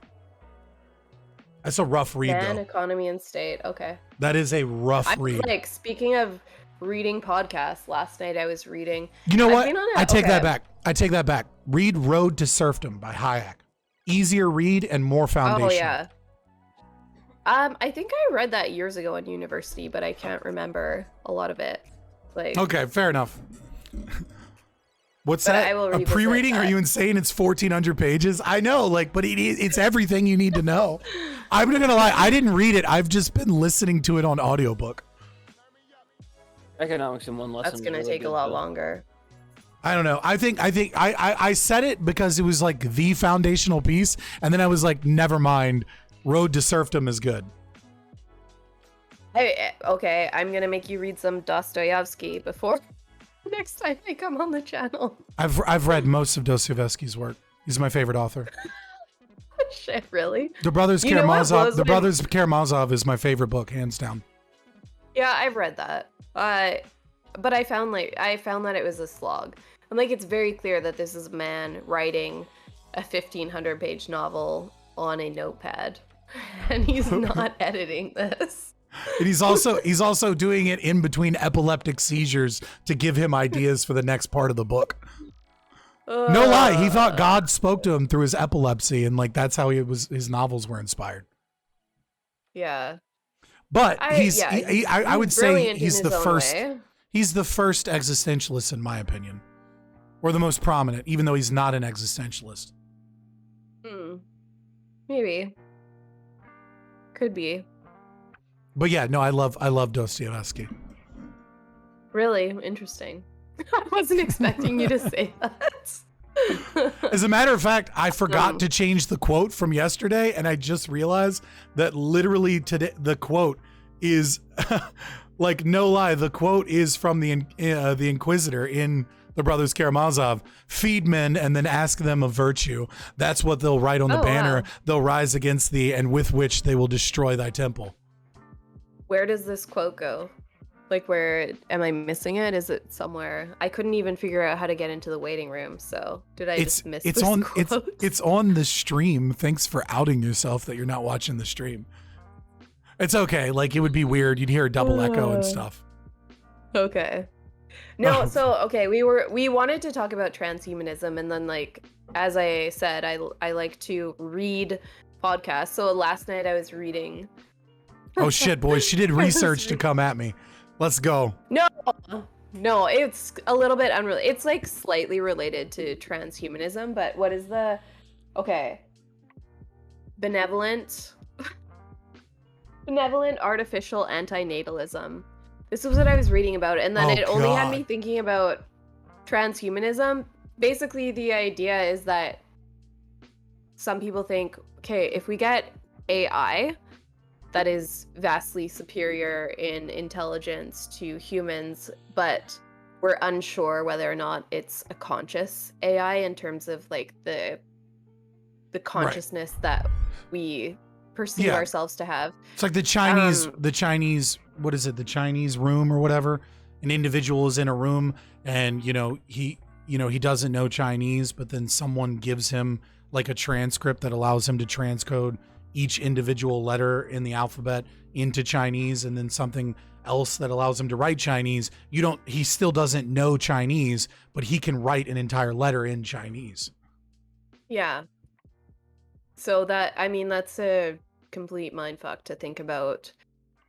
But I also think, like, even this is also a bit of a tangent, but if we were to be able to develop AI, I don't think we would, unless we can actually figure out the hard problem of our own consciousness, like what exactly is it and how does it exist, what does it arise from. I don't actually think we would have any way to know whether or not AI was conscious, which is fucked up, because then we could like create AI and it might be suffering and we'd have no idea and no way to actually tell. So this benevolent like anti-natalism shit is basically like, what if we had AI and the AI is vastly superior intelligence-wise to humans, and we have a bias towards our own existence, and what if this AI determined that most of human consciousness and emotion is negative. A lot of it is suffering.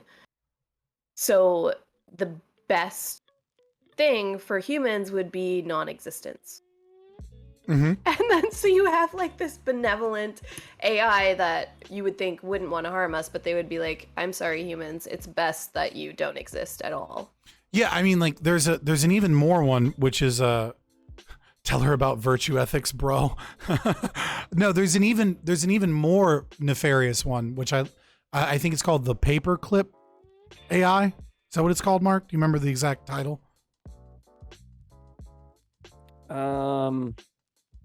No. All right. So we'll just call it the paperclip AI. But basically, the thing is let's say we create an artificial general intelligence, because we already have AI, right? Like your cell phone's AI. But an artificial general intelligence, which is able to use like inductive and deductive reasoning, and able to utilize like access to the internet or whatever to learn more and then apply that learning to its own code, right? First of all, if given what is it? Not Boyle's law. It might be Boyle's law, but basically every 18 months processing power and RAM, doubles in efficiency. Oh, you're Moore's right. law? Moore's law. Thank you. It's the paperclip maximizer. The paperclip maximizer. There we go. So basically, I know about Moore's law because I've been in a Bitcoin rabbit hole for the last several months. So. there you go. So Moore's law, right? Following that, Yeah. we can surmise that if we make AI in about 15 years, right, that it should be able to do 10,000 years of human thought in 1 week. And then that should exponentially grow.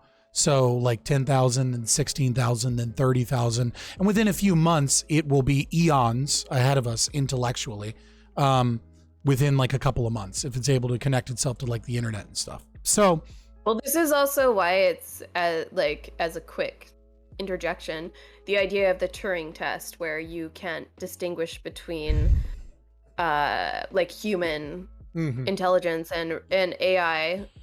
It's like it's quite pointless because Shout out we to clearly know that we could. Shout it out to what? Shout out to Alan Turing, the greatest hero of World War II that ever existed. For sure. But yeah, his like the Turing test is kind of irrelevant at this point in terms of AI because intelligence is maybe like a self-centered measure of consciousness, and it's not even the correct measure of consciousness. And as you're describing, computers could very fucking easily overtake our level of intelligence. So I don't think the Turing test is really that relevant going forward. Oh yeah, I mean the Turing test has kind of been proven wrong, but it was kind of the first try. But here's so the paperclip maximizer. What if we wrote an AGI that basically says, use your intelligence to build paperclips, but because of some programming default, what it does is it just discovers how to turn organic material into paperclips, and then it wipes out all humans as quickly as possible in order to turn us into paperclips, and then turns the entire Earth into paperclips, and then and then travels space to turn every single planet in the universe into paperclips. Yeah, I remember reading about this too. I think Sam Harris talked about this. Yeah. Yeah. So there, the thing about the real issue here, I think, is that what philosophy does the AI get? And even then, we're making our own gods. I really believe that the only way out of this solution, out of this problem, is we're going to have to evolve as humans and reject humanity. And we're going. Oh God! Here's your transhumanist. No, I don't think we're going to be able to compete. I don't think we're going to be able to compete or live in that world unless we can, at the very least, interface with an AI and form a symbiotic relationship with it. Unless we can become humans that basically have, the lizard monkey brain, like the HPA axis, and like then we have the second part of the brain, like the corpus callosum and language center and prefrontal cortex, and then there's going to be a third portion of our brain, right? And that's going to be the AI that communicates with those other two portions of the brain. Otherwise, I think we're done as humans. I can see why you would be in favor of transhumanism when you're tackling it from this perspective. And I guess the reason that I'm anti-transhumanism is that I'm coming at it from the perspective of a TERF who is seeing that the people that are currently backing transhumanism are billionaires, and the only way that they've been trying to advance this technology thus far is by pushing transsexualism and trying to normalize autogynephilia, which is a paraphilia like we talked about earlier, where men are I don't know if you sexually gratified by... I don't know if you can say that on Twitch, but we're just going to keep going. Okay, I'm sorry. I don't want to get anyone... What? No, what we're good. part We're was good. bad? I think you know. Let's keep going, though. Just ban me. I'm the only one who deserves to get banned. It's fine. Oh, man. You've had enough bans recently, I think. Twitter lot of ban bad coming stuff in recently. 3, 2, 1. No, I'm really careful on Twitter. If I Oh, misgender someone, the way that I misgender someone on Twitter is I put their preferred pronouns in scare quotes.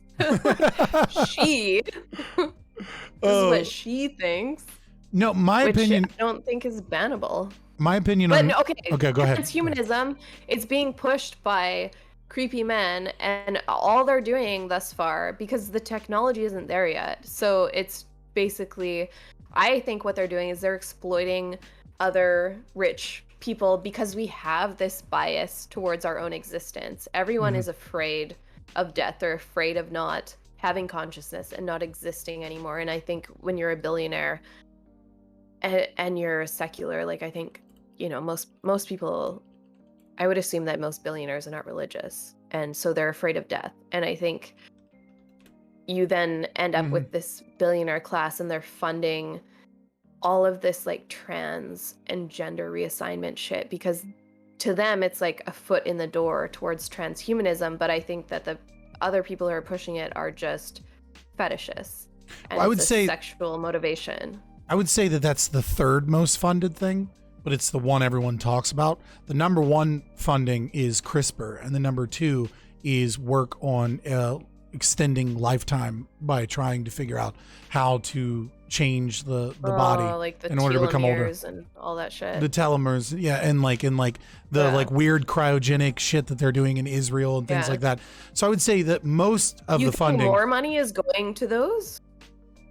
we just don't talk about those things. Like I've looked into it because Wellspring, who's an objectivist and a moderator in our Discord and good guy, he's like sent me shit, and it's like they do this shit pretty quietly, but there are companies that are getting massive amounts of money to do this research. They just don't talk about this shit because you have think about it, right? How do you think when you talk about trans and transhumanism stuff, right? That gets embroiled in the culture war, and the right and the left fight about it. But you want to unite the right and the left to avoid that. You think they're trying to avoid the culture war, basically? I think they're intentionally going into the culture war so that people don't pay attention to where most of the money is. And where most of the money is to make it to where billionaires live to be 200 or 300 years old. And I don't think the right or the left would be happy about that. Most of them would be really untrusting of like a 250-year-old Rothschild. I'm less offended by that than a man with his cock trying to coerce women into him claiming to be a lesbian or trying to invade our spaces or our sports teams. So Keffels has entered the chat. Is Keffels here? Did Keffels arrive? Keffels is gonna murder me. I would love it if Keffels was here. I went to I saw Dave Chappelle several months ago. Real quick, shout out to Keffels, both for the tragedy of her being arrested by the police by SWAT because she got swatted and rifles put in her face and all her private property investigated. Fuck whoever did that. That's a piece of shit thing to do, to use state violence against her. But also, that's fucked up. Really, you're already at $79,000 on your GoFundMe. Like, can you stop taking money at a certain point? Like, you've wrung out that victim. Is the GoFundMe to get her dick chopped off or what? First of all, she had surgery like 10 years ago. Second of all, it's so that she can move, and then like use legal fees because she's gonna sue Canada because they came in guns blazing and then arrested her over like some bullshit internet stuff supposedly. So I mean, I don't want anyone to get swatted. That's fucked up. Yeah. But I'm not a fan of Keffels. And it's interesting you say that Keffels had surgery a long time ago, because Keffels posted not that long ago something about, I don't remember the exact wording. I only remember the sentiment, and it was something about like, my dick is so big that, and it's something about like, your mom loves my dick because my dick is so big. Yeah, that's just internet trash talk. No, she had surgery. But before, not to tell anybody to go there because it doxes her, which is probably how this happened. But like, yes, chat, I don't engage in drama streams, but that doesn't mean I don't know what's going on. I read the fucking Kiwi Farms shit, and there is some, some stuff on there. Sus as fuck. Okay. But yeah, there was a whole Kiwi Farms thread about me too. It's messed up. No, I was just joking. Keffels wanted to debate me not too long ago, and she wanted to like bring me in. Well, she wanted to bring me in on a trap on some other bullshit. I was just not interested in it. I was like, get a moderator. Be with the purpose of getting you banned. Yeah, I was like, just get a moderator. I'll debate you on any topic you want. Crickets. That's Keffel's MO. But what I was gonna say, as I put on more lipstick, was that I went to see Dave Chappelle in Vancouver. I think it was like in April or May of this year. And I made a shirt that said Team Turf, which is like at the end of the closer, like his last special, he said he was on Team Turf. So anyways, I made the shirt, I posted it on Twitter, and it went viral, and Keffels was one of the accounts that shared it and just started like a massive dog pile, and my account was getting reported for everything. And I've never done this before ever, but I actually locked my account for about 2 days because I was getting like a steady stream of super abusive DMs and like emails about my account getting reported, and I was like, fuck, I'm gonna lose my Twitter account. Like I'm locking down, because not because I can't handle it. I'm like, I can handle thousands of comments being like, you ugly bitch, blah blah blah. But I was like, I don't want to lose my Twitter account, so I locked down for a while. And that's that was a strategic move. That's not like, yeah. I mean, Keffels loves to ratio people and bring on the hate mob. I don't care. But I didn't even. That's the funny thing, is that, I mean, I guess maybe on the posts where Keffels and other massive TRAs were sharing, obviously it was mostly negative, but my own post, they tried very hard to ratio me. They couldn't even ratio me on my own post. Oh shit. I didn't know that. That's kind of funny actually. But yeah. Transhumanism. In terms of like the whole like billionaires giving money towards trans stuff. This is where we're going to disagree, because I am perfectly fine with trans adults. I'm just perfectly fine with it. If you want to look like something else, you want to do whatever you want to do to your body, as long as you're not harming other people, I don't give a fuck. And the thing is that we have I'm the same way. I am, but I think, sorry. No, I just say we have to recognize that like transhumanism is coming whether we like it or not. Which is why, like, at a certain point, I think I don't know that you necessarily have to support it as like, but you have to recognize that like, in 20, 30 years, chat, like it or not, you're not going to be able to tell who's a biological male and female. You're just not going to be able to. Oh, no. You're not going to. I disagree with that. Okay, so how many years? I disagree. How many years is it going to be? Unless we continue sterilizing young children with Lupron and transing people when they're children, which is horrible. It's child abuse. Oh, of course. I totally agree. You can't disguise someone's sex after they've gone through puberty. You can't. So I completely disagree with that. You disagree that the technology will eventually be to the point where people can do that? I do disagree. I think humans have evolved to be able to clock someone's sex.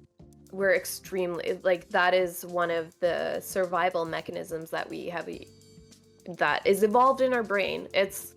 And also, speaking of consciousness, like, this is another thing that relates to consciousness, is some people say all of our thoughts is basically like patterns of recognition of information that we're taking in through our senses, and it's evolved over time to help us survive.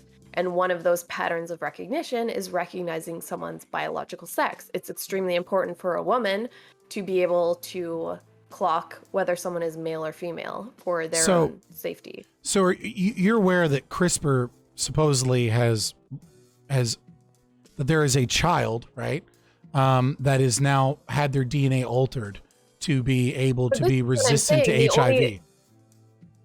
But you can only do it to children. I'm like, so if you're saying you're okay with adults doing whatever they want, I'm like, I agree, that's fine. But there's no way that you could take an adult who's gone through puberty and disguise their biological sex. Like, it's easier for women to pass as males. I don't think there's any way to take an adult male who's gone through puberty. No matter how good you are at cosmetic surgery, it's not going to happen unless you're fucking with children. That's all I'm saying. It's like, you have to do this to children. What do you think is special about the human body that technology cannot, or the human brain, that technology, no matter how technologically advanced we are, is unable, right, to be able to trick the eyes? I don't have a problem necessarily. Okay, wait. I don't have a problem with altering the body to make you more healthy or more happy. I'm saying it more in a value neutral way, but I think there are so many things about men, including their pheromones, their bone structure, their facial structure. Like, once you go through puberty, I just don't. Yeah, we're not there now. I agree that we're not there now, but I don't understand what we could possibly do. Like, you can't do CRISPR therapy on an adult and if suddenly his brow ridges disappear, right? Yeah, but and you can get rid of his brow ridges. If you do that to someone in before they're born, if you're fucking with their DNA, but how you once you're already an adult who's gone through puberty, I don't know how are you going to do these kinds of things. And then I guess, okay, the other point I want to make is that I'm not inherently opposed to adults doing whatever they want and trying to make their bodies better or bionic or extend their lifespan. I think that's all fine. But I just don't trust humans to do it in a way that's ethical. You already talked about, it will be the billionaire class that can extend their lifespan to 250 years. Yeah, that'll be awesome. And it will be the same thing with, we already know, even with an advance in technology such as being able to do an ultrasound on a fetus and determining the sex of that fetus, you see sex selective abortions in countries where they're like, no, we don't want female babies, so they abort them. Well, I mean, I think the worst example probably is that a lot of countries in Denmark, Netherlands, Sweden, Switzerland, all of the Nordic countries, they regularly brag. Or they have no Down syndrome. Yeah, they regularly brag that they have one baby born with Down syndrome a year, and it's not because they did anything healthy. They just used the state to do everything they could to convince women to abort their babies with Down syndrome, with late-term abortions. I also, as you know, I share too much information, but I also have a personal story about that, which is my second son, who's 3 now, on my 20-week ultrasound. So for people who aren't parents or women who don't know about pregnancy, a pregnancy, the normal gestation period is 40 weeks. So you do an ultrasound usually at 8 weeks, 14 weeks, and then 20 weeks. So when I went in, my first 2 were normal, and in Canada, they give you free blood tests that do genetic screening. You can pay for ones that are more intensive, but I didn't because it was I wasn't in any kind of high risk category. So I do my 20-week ultrasound, and this was my second child, so kind of the first one, it was a very different atmosphere, and she was chipper and was like, oh, I'll show you that it's a boy. And then the second one, it took a very long time. It went on for way longer than I thought it should have, and she was being weird and a bit uncomfortable. And I just felt like something was wrong. And then, like, lo and behold, I got a call from my OB saying that they found like a soft marker. There was something that they saw in the heart, and it's like a soft marker for Down syndrome. So then they wanted to refer me to genetic testing at like a specialist hospital here.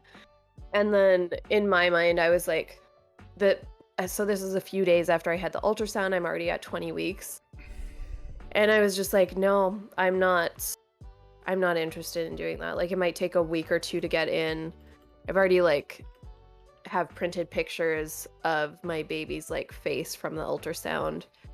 And then I could go and they want to do like an amniocentesis, which puts you at risk of having a miscarriage, to find out whether or not it's Down syndrome. And then to me, I'm like, the risk is really small. And even if it was Down syndrome, I still wouldn't, at this point, I wouldn't be able to abort a baby that's like half cooked. I'm like, that's not fucking happening. So I'm like, I don't care. I'm not doing the testing.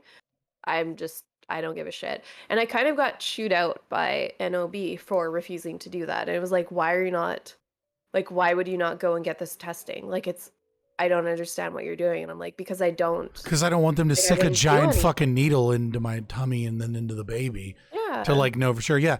So I actually had something similar with my son, which is because like I have a rare connective tissue disorder, right? So I have a slightly enlarged aortic valve. I'm like flexible in a way that I shouldn't be because I have extra room in my ligaments. And it's also probably why I'm so tall, because I was exposed to like HCG and testosterone at higher levels when I was in the womb. No idea what it is. It looks like Marfan's, but it's not. So they just call it connective tissue disorder. At least that's what my yeah, you don't look like you have Marfan syndrome. Yeah, I don't have like that. I don't have like that weird fucking thing, but I have some of the same stuff. Yeah. Right. I don't look like Abraham Lincoln or Michael Phelps with like that skull that's like, hey, you guys. Like, yeah, I don't have that, but I do have like the wingspan and the joints and, whatever. So I get the not fun one, which is, whatever, but at least I'm not ugly from it. Anyways, because of that, like we did the 20-week ultrasound, they looked at the heart didn't look that good. And so then we went to do the same thing and they were like, hey, you sure you don't want to get this test? Cause we can know. And like, we got to like follow up, like you guys can get an abortion. We were like, yeah, we're not fucking doing that. And we're not doing the test. Yeah. It's like a 0.5% chance that it like can cause a miscarriage. Mm-hmm. It's like a 1 in 200 chance that it kills your baby. We were like, no, we'll fucking wait. Yeah. Like, we're not going to do that. Yeah. And like, everyone was like, and they did the same thing to us. They were like, why are you not getting this test? Why? I was like, cause I don't want to roll the fucking dice on killing my baby so I can like not stress for 2 weeks before we go get it checked out again. Like, and then it turned out it was perfectly fine. Like, it was just like his heart developed fine. Like, everything was good. Same for me. I have no idea what it was, but he's perfectly healthy. What the fuck? And it blows my mind. It's the same, and I don't know how I feel about there's this crazy ethical argument about people with Down syndrome and whether or not obviously they have shortened lives. Sometimes if it's very severe, they have a lot of health problems, but I don't know. I just think even if I found out that I was going to have a baby with Down syndrome, I'd be like, okay, well, this is what's happening then.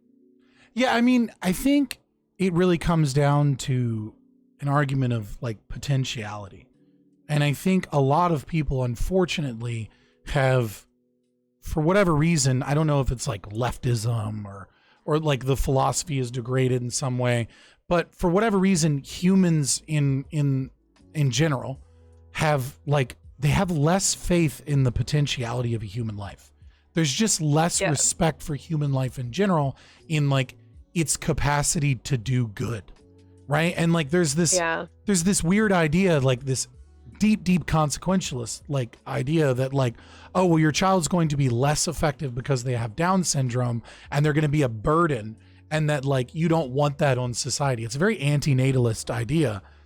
You know what I mean? It is. Like you're going to do some mathematical calculation on the value of your child, but you have no idea what your child may or may not do regardless of what disease they have. Now, like, there are some things I kind of get, like mercy killings. you know, I kind of understand. I'm not for it, but I understand. Like, if you know for a fact your child's going to have Tay-Sachs disease, for example, like, you know, your child's not making it to 4 years old. I understand Or that. you see like an ultrasound and it's like, oh, your fetus doesn't have a brain, basically, like ancephaly.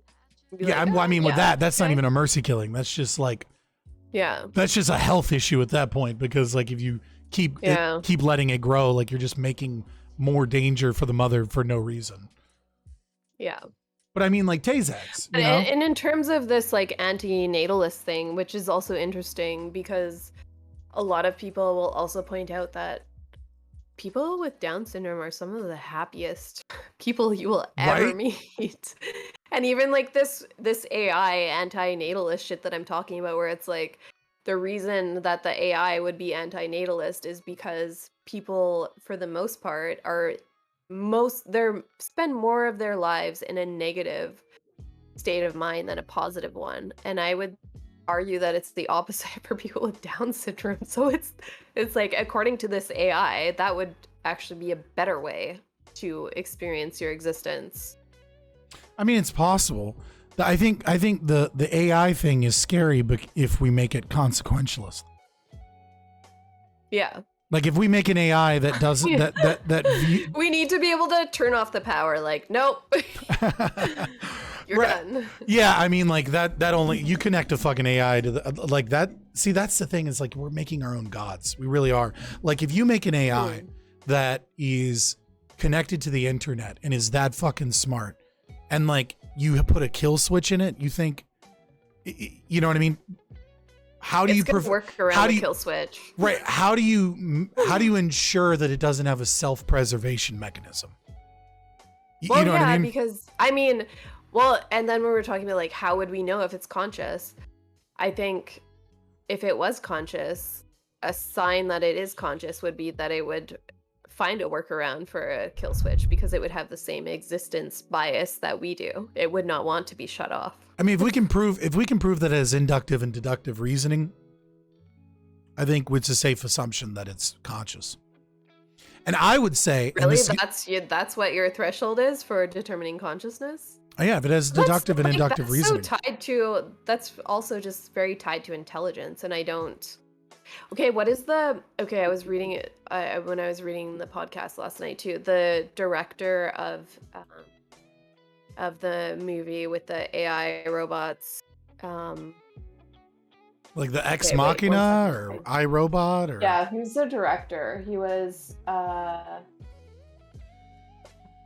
what the director's name? There's the Turing test, and then the director of that movie, there's a test with his name, and it's basically like the concept is in trying to determine consciousness in AI.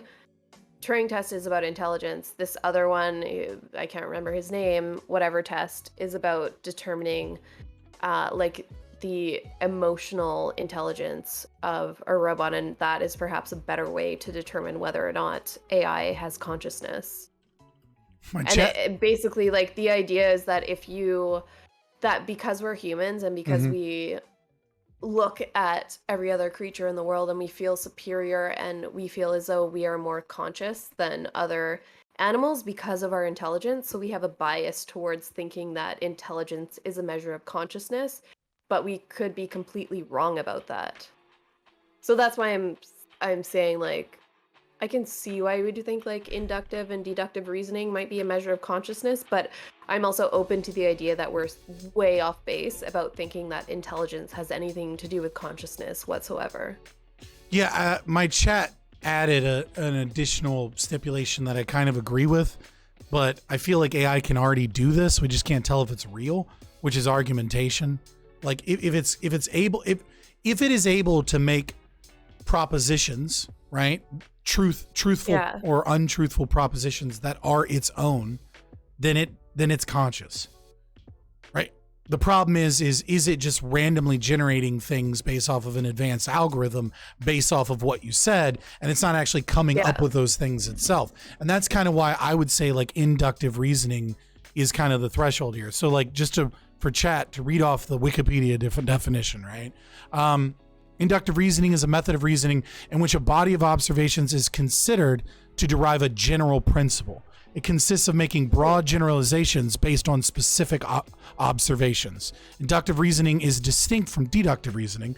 If the premises are correct, the conclusion of a deductive argument is certain. In contrast, the truth of the conclusion of an inductive argument is probable, based upon the given evidence, the evidence given. So, I mean, deductive reasoning allows you to be able to, create truth values and truth claims that are, either they're valid or they're invalid, and they must be true. You're kind of generalizing, but you don't know. Right. You're taking like all of the idea, like if we take the classic like chair thing, right? Is like, an AI would need to be able to look at a bunch of different chairs and then be able to use its information that it had from all of the chairs and images of chairs it's seen to look at a foreign object and be able to say, this is a chair.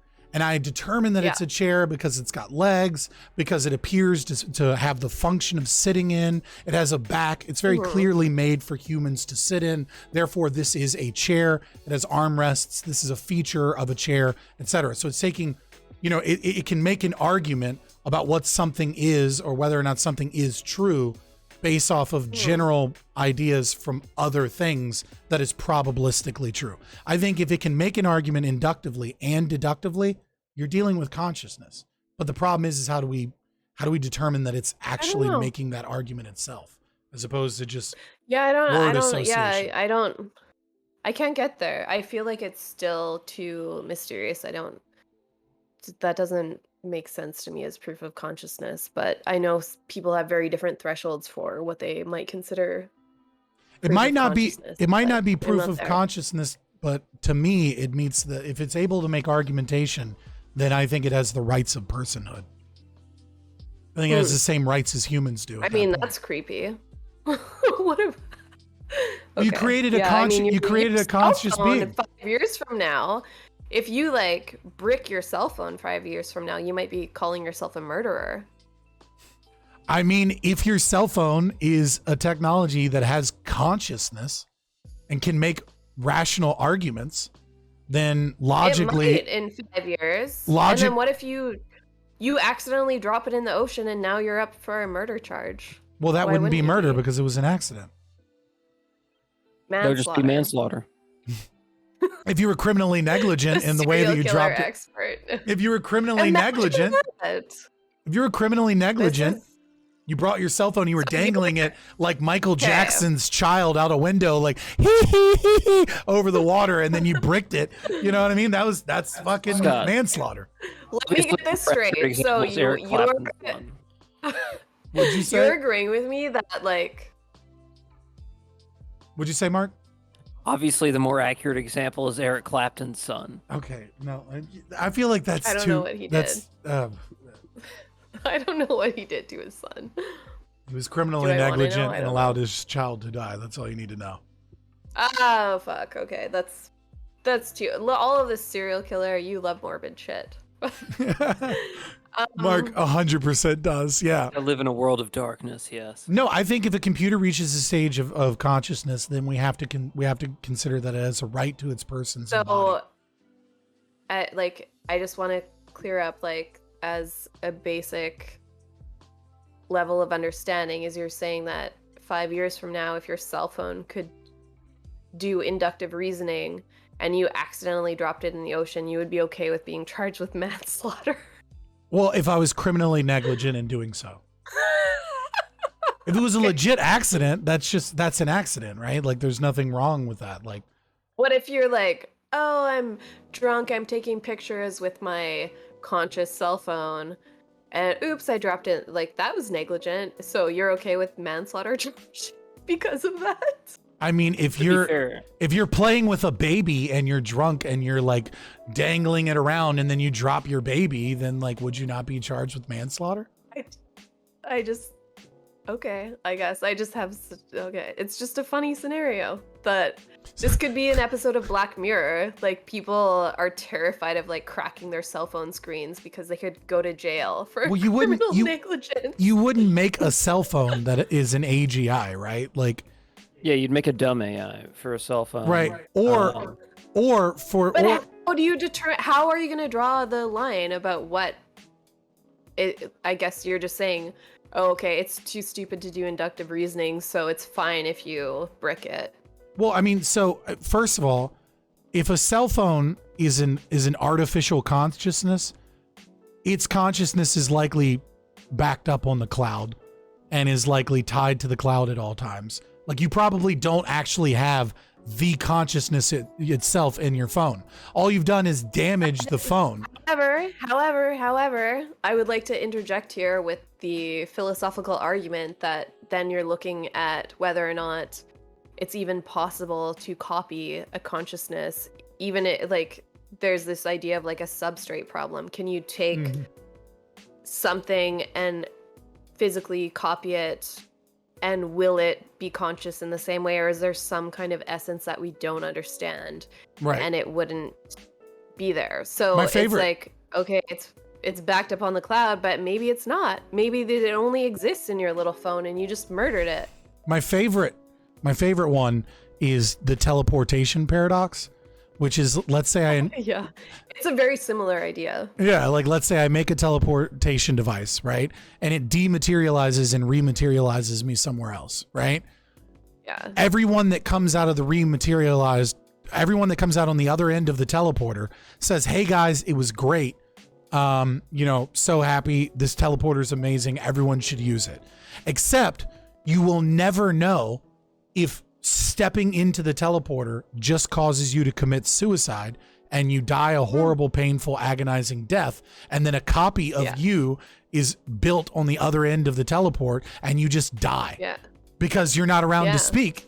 Your copy is that has all the same memories and all of the same structure, and like it says it's great. And so teleportation devices become popular everywhere in the world, and people are just constantly committing suicide over and over again. And there's like just the a most billion brutal, horrifying way, and they don't even know. and nobody like knows. Prestige. Yeah. Yeah, that is a horrifying idea. It's the same as like TV shows where they copy your consciousness onto a cloud or the internet or whatever, but then there's still a physical body left behind. And it's like, oh shit, now we have to deal with this meat sack. What are we supposed to do? Long story short, when we get AGI, I don't think anyone's going to have AGI cell phones because that would be stupid. For a whole host of reasons. It would probably just have advanced AI cell phones. I just don't know like how we're gonna draw the line when, especially if you're talking about AI that can go online and make itself smarter because of its capabilities. I think it's a technology that could run away from us, which is also how I feel about transhumanism. In terms of, I think it's very simple. So, we either integrate or we cease to exist as a species. Period. I would rather cease to exist, I think, than go into like this super messed up transhumanist bullshit where we're potentially, as you said, creating like AI gods. And I think that there's a case that there would be a lot more suffering if we go down that path. Maybe, but I think it's kind of inevitable. If AGI is something that we can create and it is going to be that advanced, I don't see any way out other than either we all die or we integrate and we form some type of symbiotic relationship with the AI. We're getting very, like, we're discussing it on a high level, but I would just bring it back to the fact that the reason that I'm anti-transhumanism right now is because, as I mentioned, it's currently at least the culture war and public conversation about it is led by men with a sexual fetish, and they're using the money of billionaires to push the transitioning of children and to enable the fetish of autogynephilic males who are eroding women's rights. So that's why right now I'm very anti-transhumanism. Yeah, I think dudes and broads should be able to change their body in any way, shape, or form that they want. And I think, and again, I just disagree with you that the technology won't get to a certain point where we can't discern the difference. I mean, like, I think we'll eventually be at a point where it's like, yeah, you inject this weird nanotechnology stuff, and it regrows and reforms your bones and changes your bone density, and that like facial reconstructive surgery will get to the point where we can make you look like anything at all. We could have like face off type stuff. Like, I think eventually our technology will just get to the point. Like, I just don't think there's anything unique or special about the human body that eventually science can't get to the point where it can reconstruct it however it sees fit. And I think it's going to be worse. I think you're going to have people walking around with legit, like you're going to have furries walking around with tails.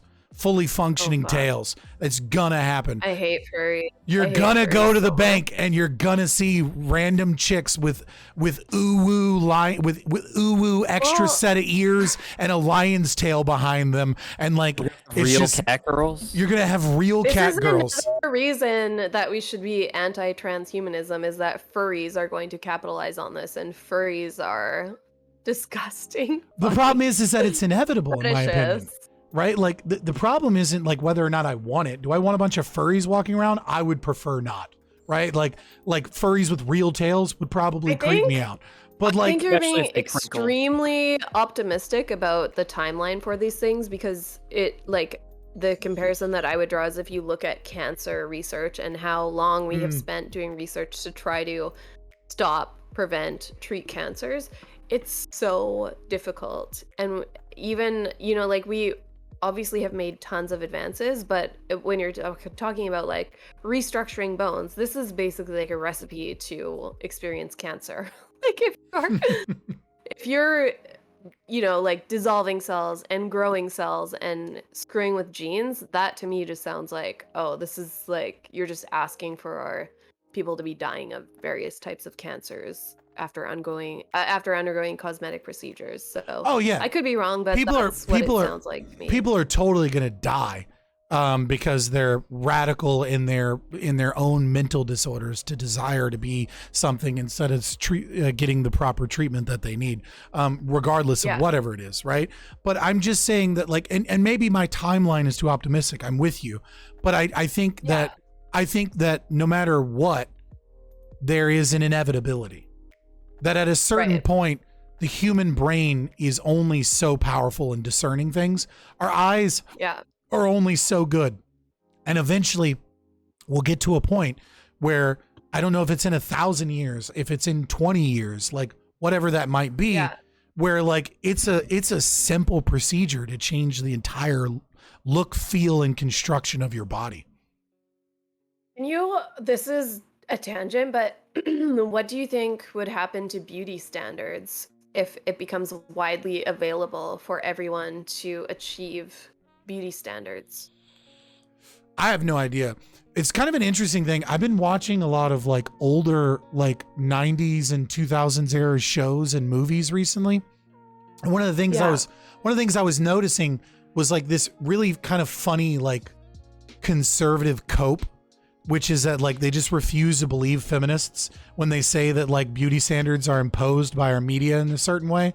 Because I was watching, like that's why I got the new trigger fire, was we watched Men in Black 2 today. And like the idea of the ideal hot woman was like a woman with quite literally no ass whatsoever. And like, and I was just like, if you were going to construct for a market the ideal like sexy woman in underwear, it would not be a white woman with no ass whatsoever. Like that just would not exist. That's not it right now. Right, that's just not it. And you see this like in the 80s, you saw all these bikini models with like the long butt, where it was, you know what I mean? Like the aerobics long butt stuff where like they were, trying real hard, but like, and now it's like squats and thick thighs and like big butts, like, and like being stronger or being more muscular is like a thing that a lot of people are attracted to. For the record, I do not support this last one. Get in shape, do you, girl. But like, if you look jacked as fuck, like I'm not about it. I'm sorry, I can't help it. I'm not about that shit.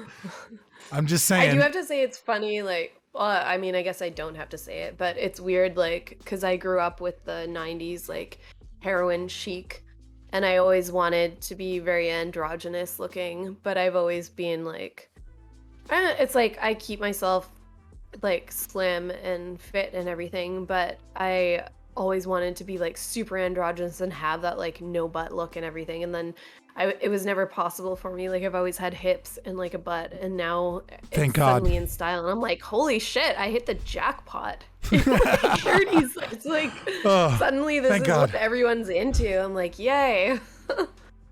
And it's superficial, but like it really actually it has an impact on you when it's like there's a cultural beauty standard and you're like, I don't meet that right now, and I don't think there's a way that I ever could.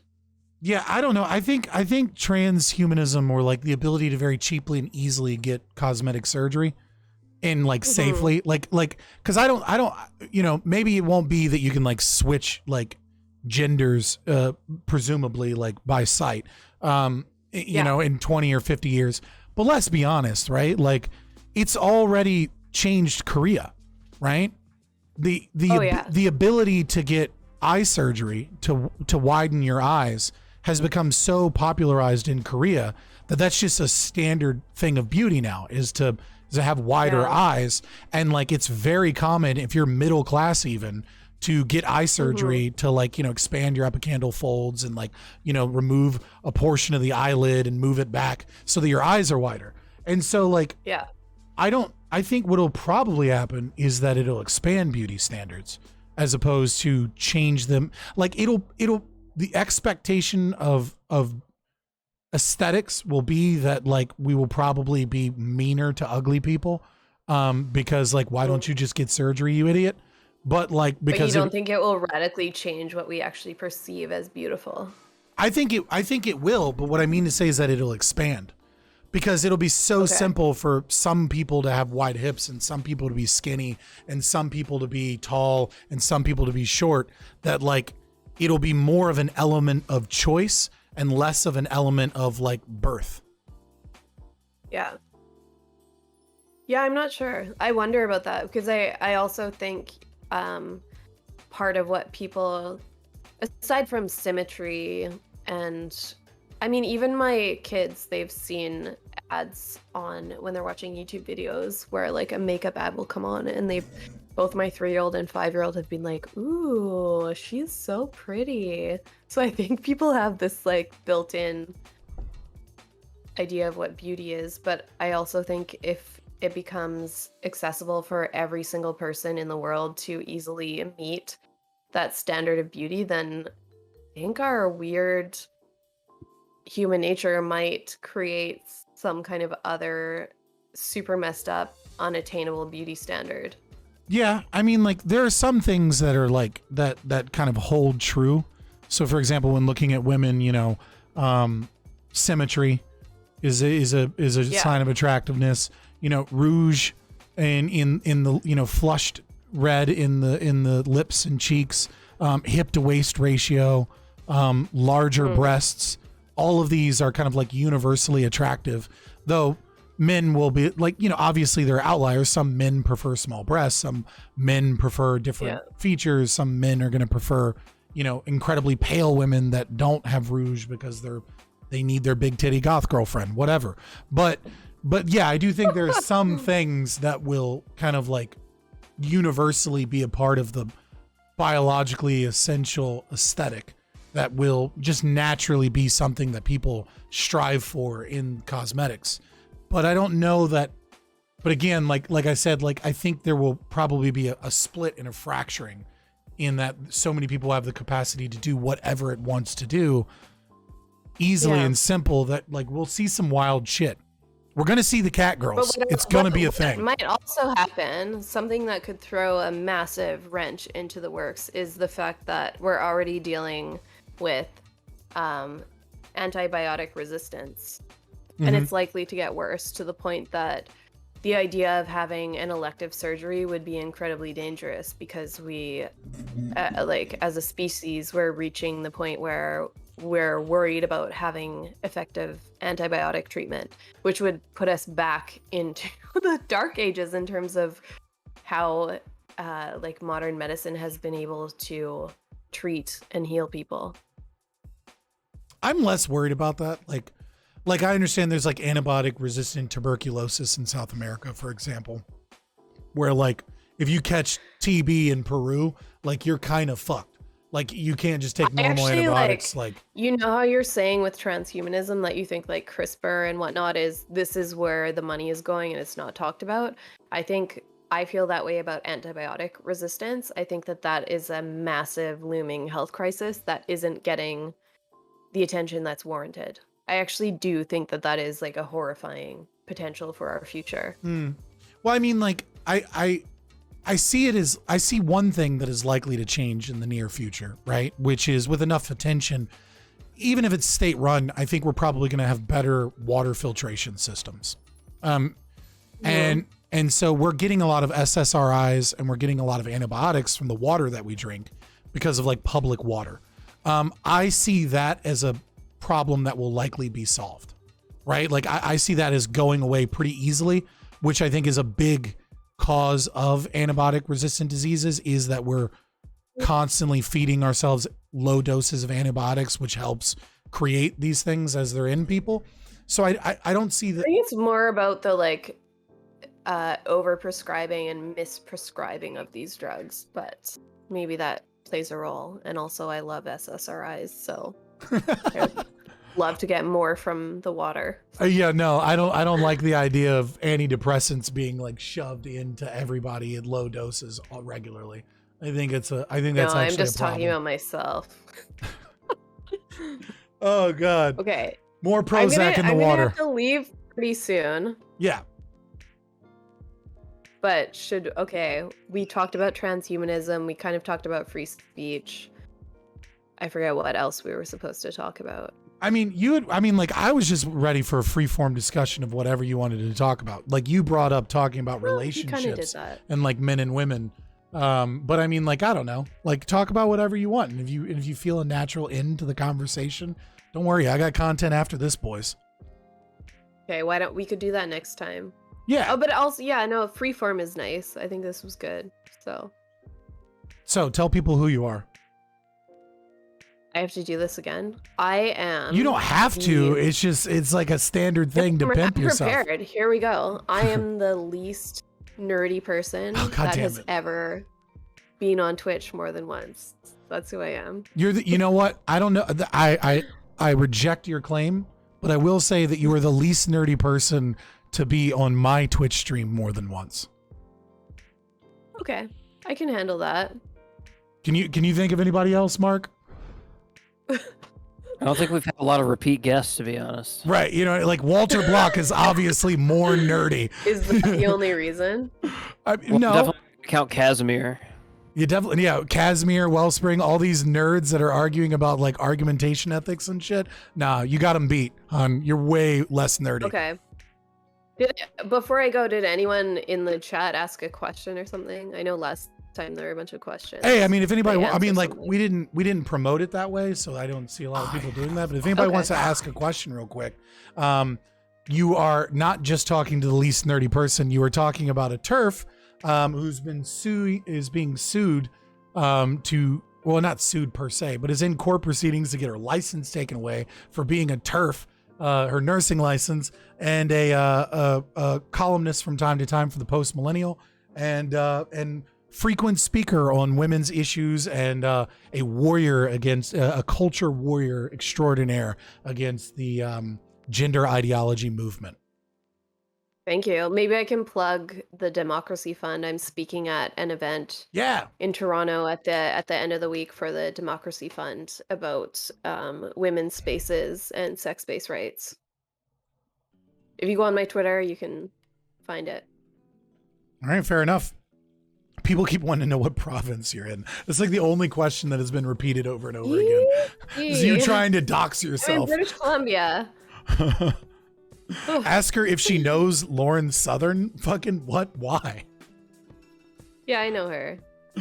Like, do you know her or do you know of her? Like we follow one another on Twitter, and at one point I was going to go on her show, but then I didn't. So that's the extent of it. Lauren Southern watched one debate that I was on and only listened to like half of my opening statement, and then like got up and walked away and listened to like another minute from me, and she was like, "Oh, this leftist this fucking leftist. And I was just like, and I like watched her watch me, and I was like, this is the biggest bullshit ever. You walked away. This is not okay. So she's still, if she knows, she still thinks I'm like a lefty, and I'm just so goddamn mad. I'm like, fuck you, Lauren Southern, but she's not on Twitch anymore, so I don't know what to do. Oh, I didn't know she was on Twitch. Okay, I do have to run, so... Deuces. Wait. It's nice having you. I would love to come back again sometime. It's fun. We can argue some more, so... Yeah, hit me up whenever if you ever want to chill and do another podcast or something. Awesome. Okay, thank you for having me. Of course. Always Thanks for fun. coming. Bye. You just watched a clip from our Twitch channel, Fabian Liberty. If you like content like this, please like and subscribe here on YouTube, or go ahead and give us a follow on twitch.tv/Fabian Liberty.